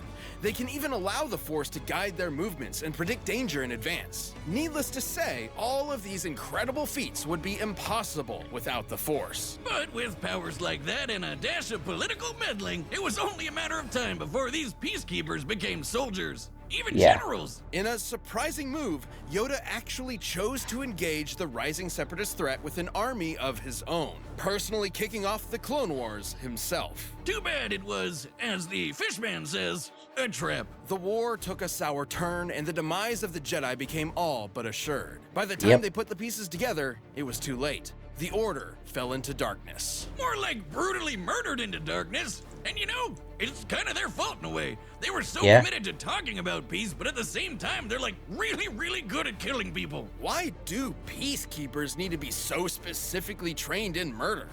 So uncivilized. Wiz, get over yourself. If you had a lightsaber, you'd want to use it as much as you could too. Though the Jedi Fair. Order under Yoda did seem somewhat hypocritical, he would come to realize his follies, like the Council's sanctimonious excuses for betraying students like Ahsoka when they were needed most. They ripped out our sweet Padawan rat tail, you assholes! But yeah, he finally figured out war's not make one great. Especially if you're a tiny green muppet. Haunted by his mistakes and perturbed by the violence he helped bring upon the galaxy, Yoda went into self-imposed exile. He even gave up his lightsaber. And finally, he would train one last apprentice, Luke Skywalker. Yoda taught Luke everything he could before finally becoming one with the Force, gaining immortality as a spooky blue spirit just like Obi-Wan and Liam Neeson. And Luke, he went on to reverse many of the mistakes of Jedi's past, ending the Empire, redeeming his father, bringing balance to the Force, and inspiring a new, different generation. In the end, Yoda's greatest lesson of all was that oftentimes failure is our greatest teacher. I don't believe it.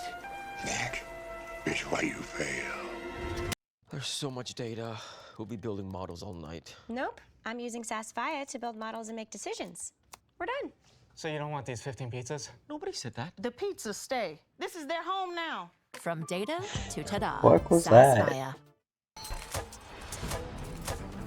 that? Fake ass ads for fake ass games.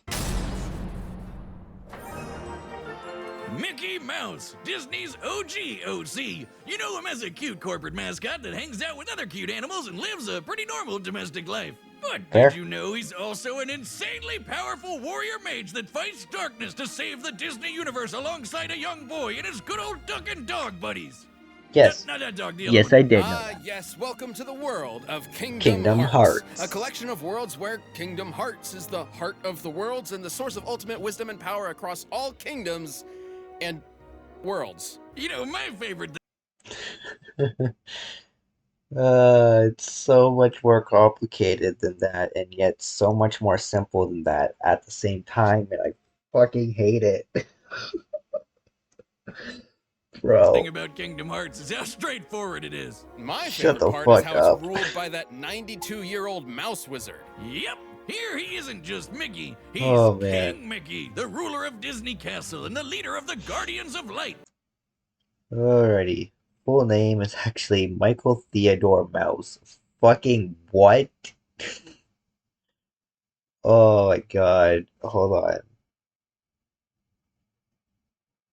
I have to take a picture of this and send it to my fucking buddy later. Like, that's... Oh my god, that's fucking hilarious.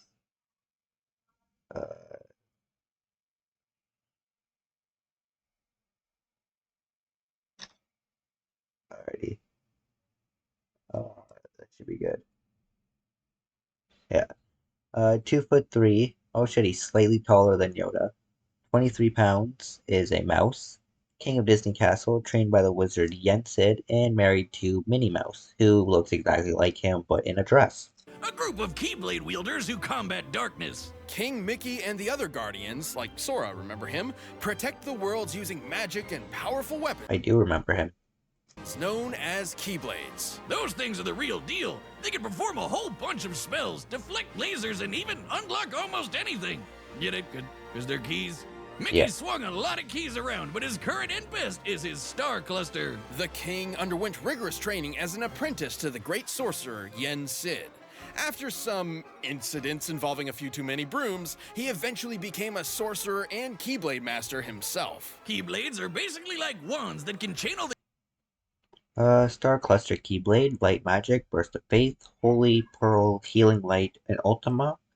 Special spells, Mini, Mind Shield, and Stops Up. the user's magic for spells like Pearl, Mind Shield, and Faith Volley, which are all based on light energy magic. He can also heal himself and others with Curaga and Healing Light. And that's honestly still just the tip of the iceberg. With the Stops a spell, he can freeze time for the length of an entire battle.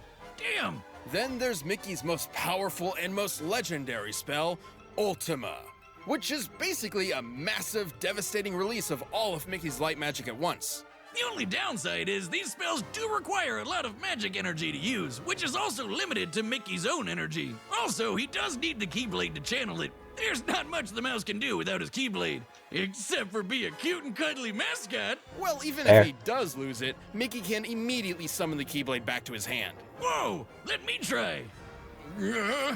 Dude. Boomstick, if you really want another beer, just go get one. Holy shit. Oh my god, it worked! No, it was just me. Oh, okay. Well, Keyblades can also be used to lock worlds and doors in order to keep out Heartless, which are corrupted beings split from the darkness of a person's heart with a desire to consume. Wait a second, Wiz. Pluto is a dog, but so is Goofy. But Goofy gets to walk around and fight with Sora and Donald, and Pluto just eats and sleeps like a normal dog. This must mean that Pluto is Goofy's Heartless. Do you have a concussion? Oh, always. On top of all of his advanced magic, Mickey's mega tough. When Heartless stack up, they can form a huge mass and take the shape of a giant twister called a demon tower. And Mickey's tanked a couple beatings from him. He's also survived. This must mean that Pluto is Goofy's Heartless. Do you have a concussion? Oh, always. On top of all of his advanced magic, Mickey's mega tough. When Heartless stack up, they can form a huge mass and take the shape of a giant twister called a demon tower. And Mickey's tanked a couple beatings from him. He's also survived this huge explosion from when the Keyblade was destroyed. Yeah, it means the X-Blade. It's just pronounced like Keyblade, even though it's just one Keyblade. The series is so confusing. Most Keyblades... It is. It is, and it isn't, and I hate it, and I love it, and it's awesome. Defeated 12 replicas of Xehanort, slashed a demon tower in half, assisted in defeating Vanitas, lifted up thousands of stars, scales to other guardians of light, repelled Ansem from taking over Riku's body, survived the explosion of the Keyblade, and rescued Aqua from the realm of darkness. Are capable of equally incredible feats. Sora could slice through several buildings with his Keyblade, and Mickey's rescued him on more than one occasion. Which makes sense, he's the leader after all, and can match any of them in power. But Sora's no joke. He went up against Hercules, a demigod that launched a 1,600-ton rock titan into space. But that's nothing compared to his dad, Zeus. That guy can move stars, and not even... Apart from Zeus's feat, there are numerous other instances of stars being moved and created in the series, such as in Kingdom Hearts 3, Remind, and the original Kingdom Hearts. He can compete with the foes that Mickey's tangling with. The Guardians of Light and their Keyblades are immensely strong, but they also have great speed to match. Roxas's heart was able to move far above the speed of light in order to travel across galaxies, from the Radiant Garden back to the Keyblade Graveyard in a matter of seconds. What? And like any great ruler, Mickey's also remained a constant pillar of hope for all, even during some of the darkest times. And with the help of his friends, the that. king was able to bring the darkness to an end and stop Xehanort, a Keyblade master hell-bent on getting the power of Kingdom Hearts. While Sora battled Xehanort, Mickey and the rest of the Guardians finally closed Kingdom Hearts for good, preventing the power from falling into the wrong hands. At least until Kingdom Hearts 4 comes out. Then we'll see what happens. That mouse had it all figured out. The real key to saving the world is your friends.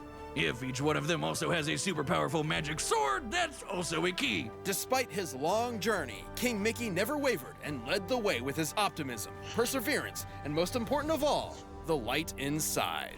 Hell yeah. Now, Sora, let's close this door for good. Don't worry. There will always be a door to the light. All right, the combatants are set.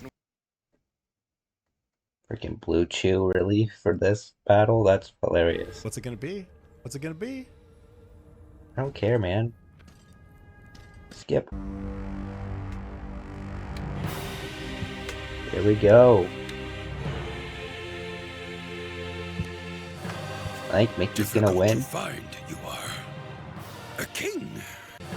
I think Mickey's gonna win, but I don't care like if Yoda wins. Either one of these guys winning is gonna be awesome. This fight should be great. Difficult to find you are a king. You must be. And to challenge me, you must be a master. I get it.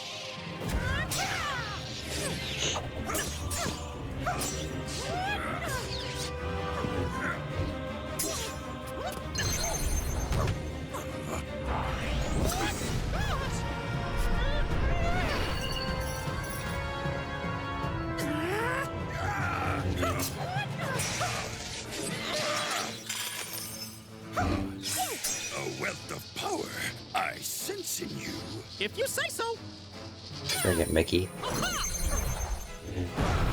My first duel, this is not. Ha! You could have fooled me.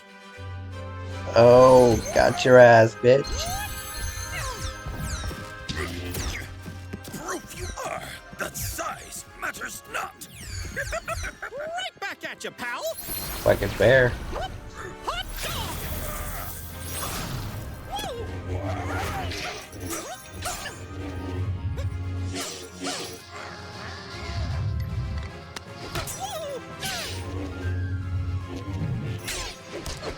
Stop that.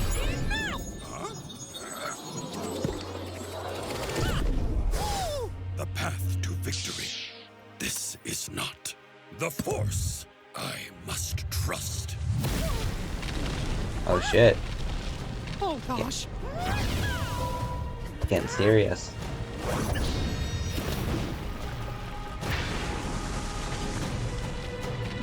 Come on, Mickey, get him. You sure are strong. But it's time to end this tussle. I've got goosebumps right now, man. Oh shit.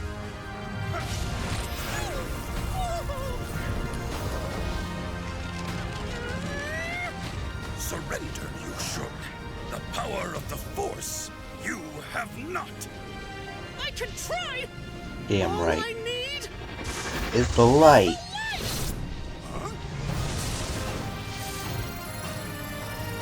Do or do not. There is no try. Then hell just have to fucking do, bitch.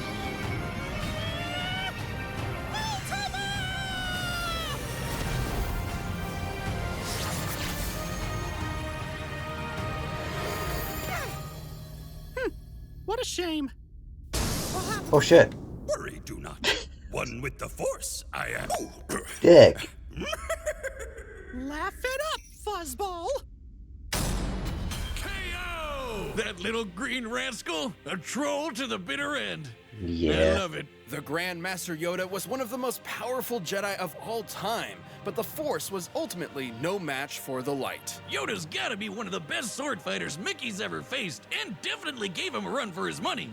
While Jedi have battled foes with near light speed reactions, a Keyblade Guardian like Mickey could move several times faster. In order for Roxas to travel across at least 4 star systems, he'd need to be moving almost a The worlds in Kingdom Hearts 3 are separated by entire star systems. Radiant Garden's location is shown to be outside the 3 main systems from the game. 170 million times faster than light. They've also rubbed shoulders with guys like Hercules and Zeus, who moved whole stars. There are hundreds of celestial bodies there. The energy needed to move that many is way more than what would be needed to move a black hole. And while Yoda doesn't have much of an obvious weakness himself, the problem is neither does King Mickey. It could be argued that Yoda could return to battle as a Force spirit. However, this is theoretical at best, and without a guaranteed way to immediately return, we consider his death to be the end of the battle. At least nothing that Yoda could really take advantage of. Even if Yoda could figure out that King Mickey had a limited amount of magic energy to cast spells with, there wasn't much Yoda could do before it would start to replenish. And the Force isn't exactly limitless either. Too much strain has been proven to put a lot of stress on the body and even kill some Jedi in the past. These two were certainly a match for each other in many ways, but the King's superior speed, power, and magic meant he had the last laugh. Well, sort of. Sorry, Yoda, but M-I-C-K-E-Y-M-O-U are dead. The winner is King Bro. Mickey. Oh, that was good.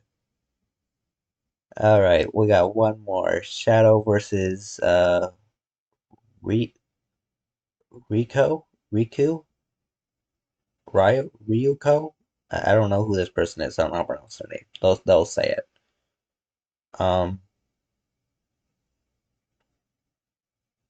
Sonic the Hedgehog versus... Oh, this is Kill la Kill. That appeared. That was who Gray fought, right? As Death? She was from that show, wasn't she? Or am I thinking of a different person? Okay, no. Oh yeah. Yeah, that's a different show. Never mind. Um, Either way, it's an anime versus Shadow. I think the anime character is probably gonna win. But, let's see.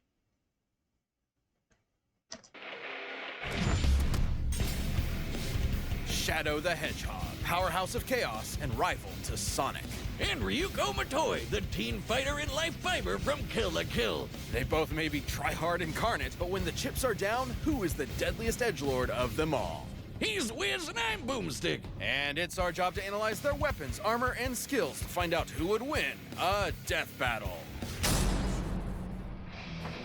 Dr. Gerald Robotnik, grandfather to the Dr. Eggman we all know, had a problem. His granddaughter, Maria, was dying, succumbing to a neuroimmunity disease with no known cure. But old Jerry had a plan. When the government contacted him to build the ultimate life form, he figured its DNA could cure Maria no problem. So he took the job, and by studying the infinite power of Chaos Emeralds, with some alien assistance, he made the one and only Shadow the Hedgehog. Wait, did the government commission him, or was it? Full name, Shadow the Hedgehog, over 50 years old, 3'3", 77 pounds, bioengineered ultimate life form, agent for Team Dark of Gun, possesses alien Black Arms DNA. Favorite anime is, that's fucking hilarious, his favorite anime is Kill la Kill. So he's either gonna have to kill his favorite anime character or be killed by his favorite anime character. Likes motorcycles, guns, and moping. Hot topic. Better question, since when were hedgehogs ultimate disease-curing life forms? I mean, Gerald's prototype was a lizard, which sort of makes sense as certain reptiles have regenerative tissue, but then he went from this to a hedgehog. Okay? Who cares if he's a lizard, hedgehog, squirrel, or whatever, Wiz? All that matters is he's super badass looking, super badass sounding, and is super powered by chaos. Literally. Yeah, but Shadow's he's powers also are super directly lame tied because to he's a those fucking of the miracle edgelord. gems, Chaos Emeralds. He can tap into their power for incredible feats, similar to his Blue Blur rival. Likely for this very reason, he actually possesses many of the same. In the Japanese Sonic CD manual, it is stated Sonic can reach light speed via a time travel post. Given its similarity to time travel via chaos control, it is possible Shadow can match this with enough chaos energy. Abilities as Sonic. You know, the guy who's so fast he can almost outrun a black hole? Spin attacks, homing attacks, spin dash. Air shoes, limited flight, boost capabilities, lightspeed dash, inhibitor rings, power-ups, heat barrier, invincible barriers, super speed, spin attack, and homing attack. Etc. But unlike his blue buddy, Shadow's not afraid to get serious and bust out some lead. Hey Sonic, why use a spin attack when you've got a goddamn gun or a sword as big as you? Look at that thing! He's used some of the same power-ups that Sonic's picked up, like heat barriers and magnetic lightning shields. But he also has some unique gear all of his own.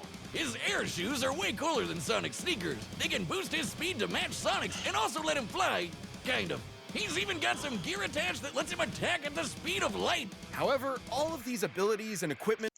Black Tornado, Chaos Blast, Chaos Control, Chaos Rift, Chaos Spear, Shadow Heal, Teleportation, Super Shadow Form, which grants flight, invulnerability, and Spear of Light. Are mere accessories to Shadow's true power, the might of chaos itself. Even without an emerald on hand, Shadow can summon similar power, manifesting attacks like Black Tornado, Chaos Blast, or the deadly Chaos Spear. But even though they totally asked for Doc Jerry to make Shadow, the feds got spooked and tried to shut down the project. And that's when things went bad. Like, really bad. Yeah. Shadow was successfully sealed away, but in the crossfire, a life was lost. Maria. Locked up and super pissed off, Shadow had plenty of time to work on his angsty poetry, and Jerry had time to give him fake memories and a need for revenge against all humanity. Wiz, you think we're ever gonna find a scientist who doesn't go totally bonkers? I mean, no. What about me?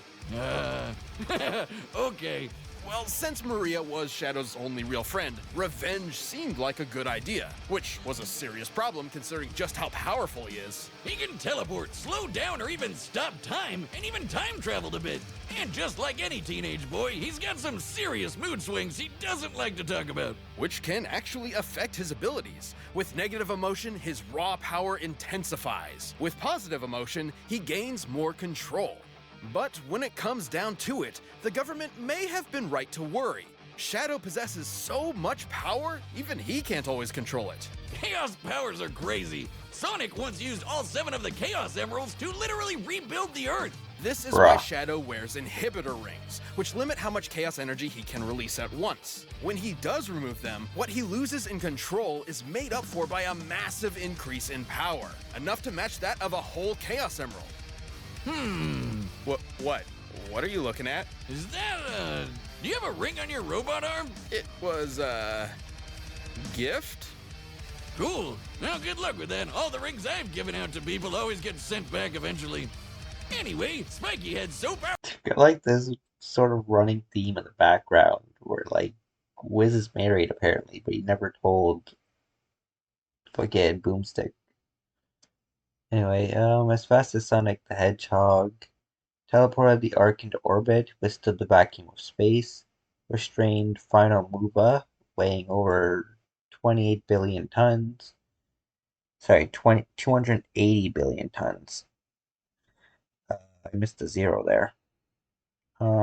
Matched Mephiles, who had 2 Chaos Emeralds, survived the destruction of planet Aquarius, and has defeated Black Doom, Solaris, Sonic, and Dr. Eggman. He teleported an entire space colony and even a giant asteroid. Plus, he's held back this huge space plant monster. And of course, tapping into the power of additional Chaos Emeralds increases his power to unbelievable heights. By doing a tango with all 7, he can turn into Super Shadow.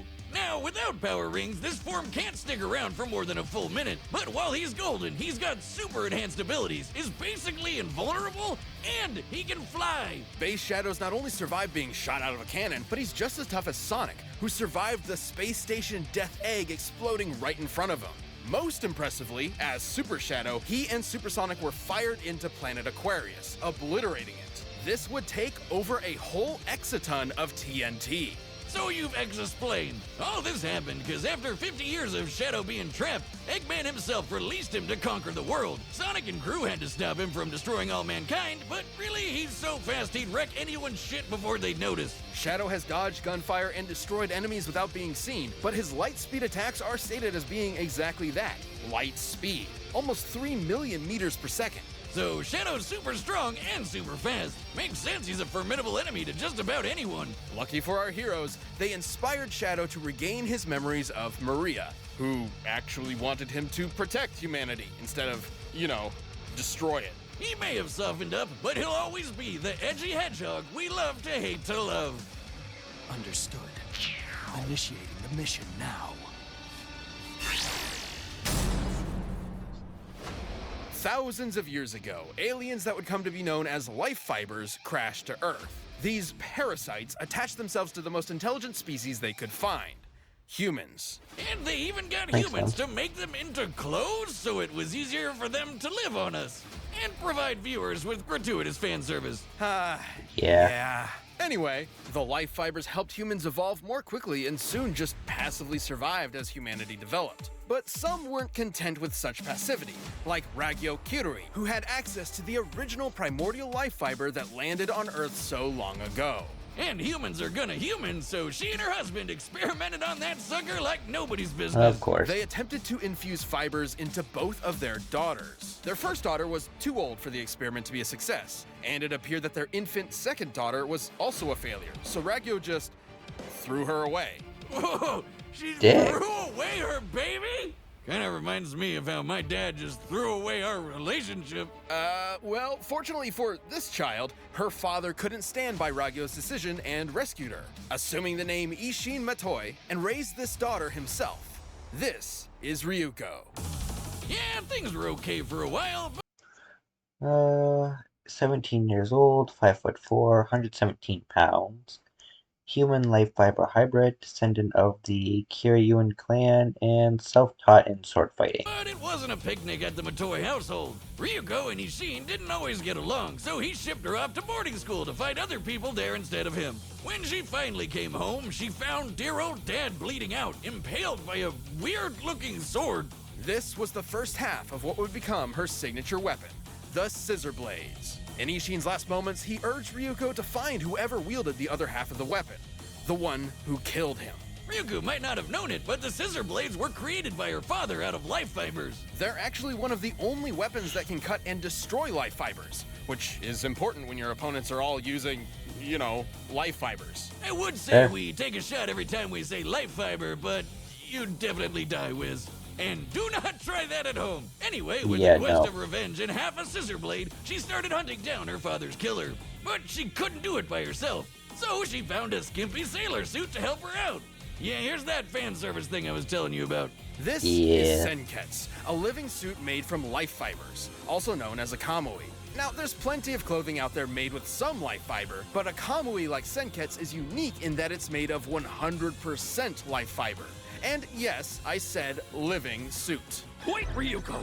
These assassins can't hear me! Oh, that feels nice. Yeah, that's not creepy at all. Not just anyone can wear Senketsu, as they have to successfully bond with him for the process to work.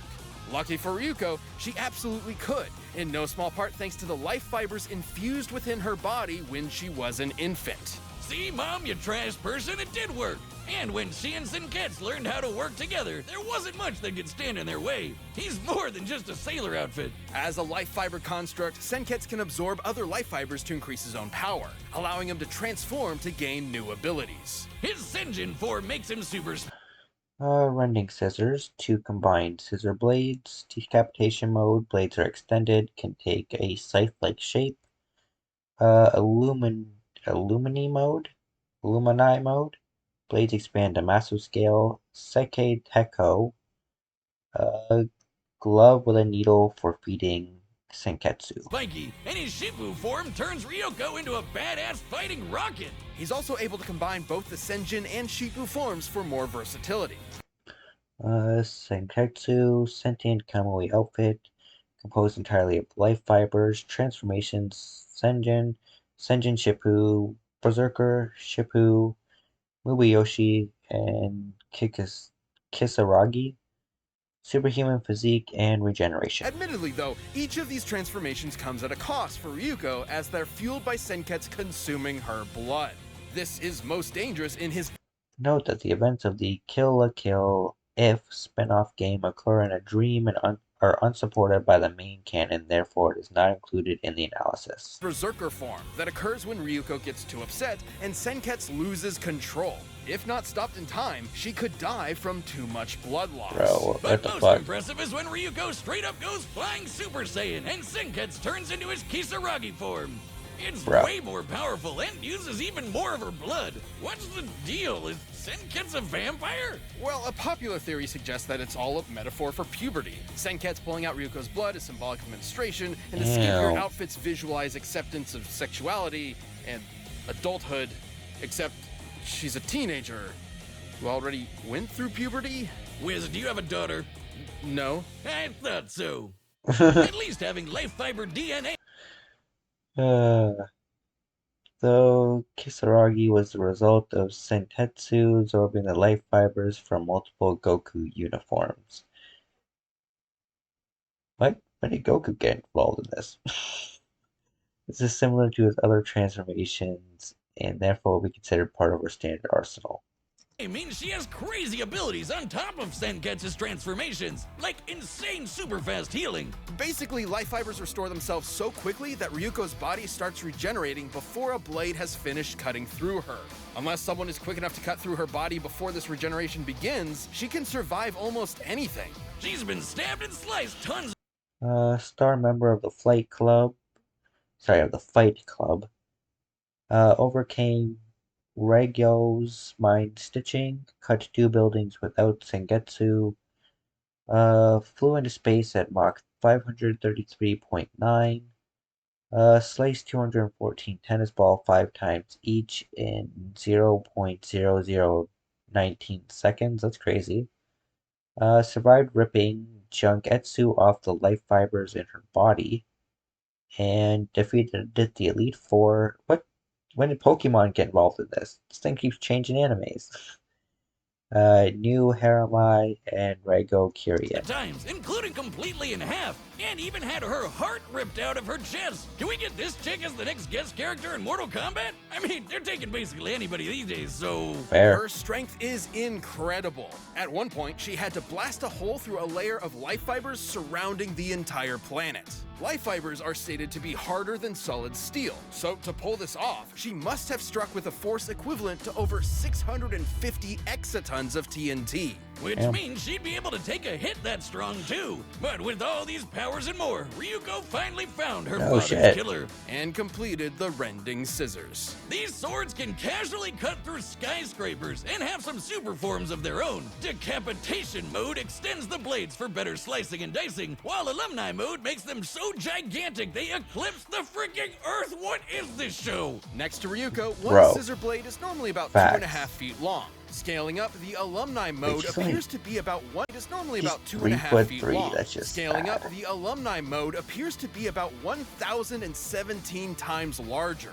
weighing well over 3 million tons. If you have a pair of normal scissors at home, imagine lifting 50 billion of those all at once. That's what this is like. She can slice through 200 tennis balls 5 times each in less than a second, which us in the scientifically community call fast as f***. Or 8,000 times faster than sound. And she rocketed into the atmosphere in less than 18 seconds, which means her flying speed can reach Mach 500. Wait. Why is everyone naked? Ryuko may not have had the Because all the life fiber got put in the air, I would assume. Easiest upbringing, but after dedicating herself to revenge for so long, and yet saving the entire planet, she had become something unexpected. A hero. Let's go! I'm gonna slice your ass in half! Damn. You need to chill, lady. Combatants are set. Oh, of course, a blue fucking shoe ad after all that fucking skimpy outfits. Alrighty. Guess let's watch Shadow get chopped in half by scissors. Hey! You cut me off, asshat! Who cares? Ryuko, maybe we should... Oh, yeah? Bro. Like I said, you need to chill. Thanks for the show, but goddamn.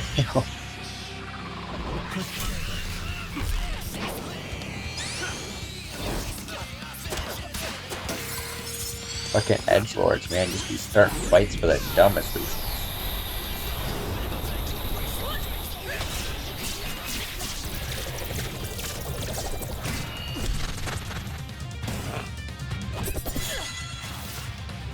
Chaos control!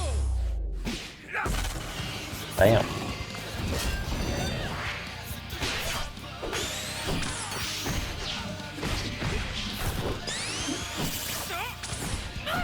He's anticipating you.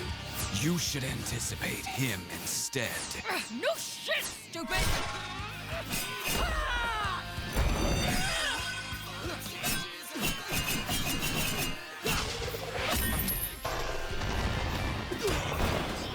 Damn.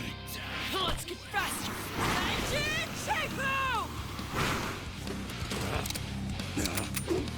Yeah. Gun's not gonna do shit, man. Aw, did your mommy pack that sword for you? He's a cunt, huh?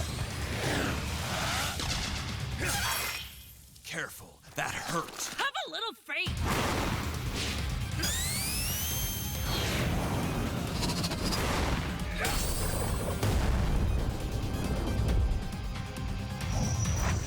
Time to end this. Behold my power! Senketsu Kisaragi!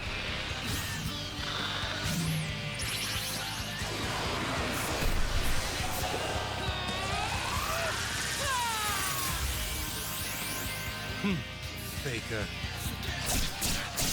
You're both fakers. Like a wannabe Super Saiyans.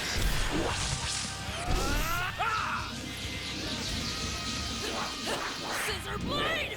Alumni mode!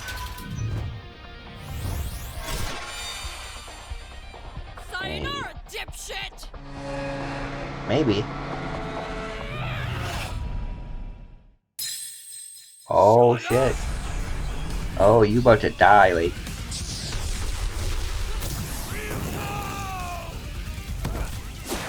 Chaos Blast. Stay it.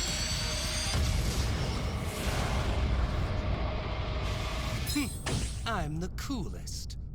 Eh.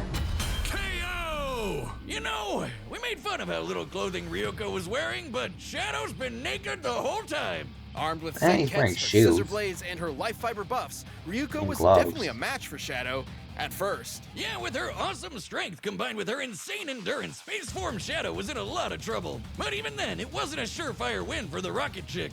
Outside of his super form, Shadow never withstood anything on the scale of Ryuko's hole in the life fibers surrounding Earth.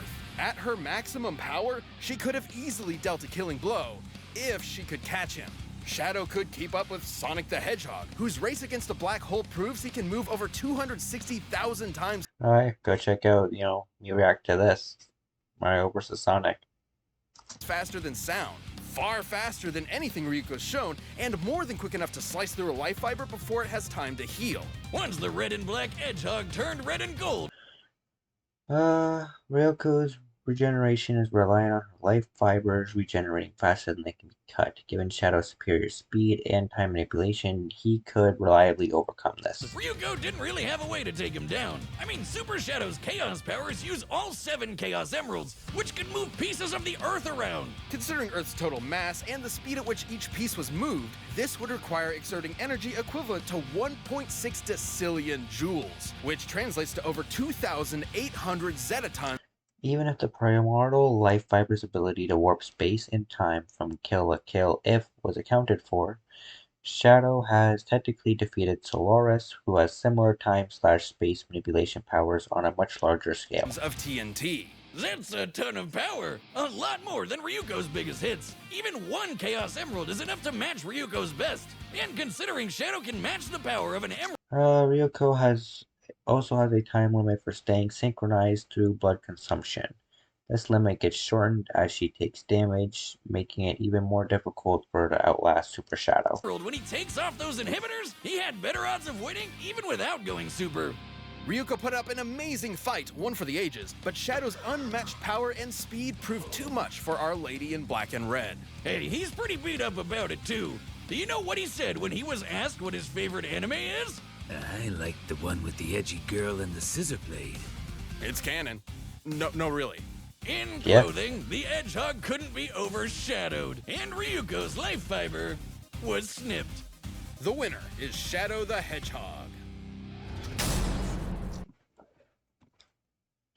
And that's gonna be it for this episode, guys.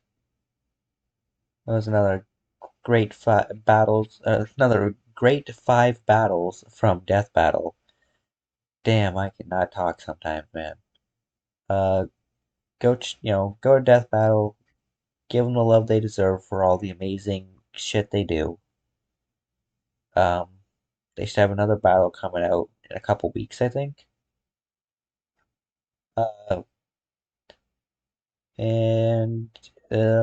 Like, subscribe. I'm almost at 5 subscribers. It's fucking crazy. Anyways, have a good one, guys. Peace out.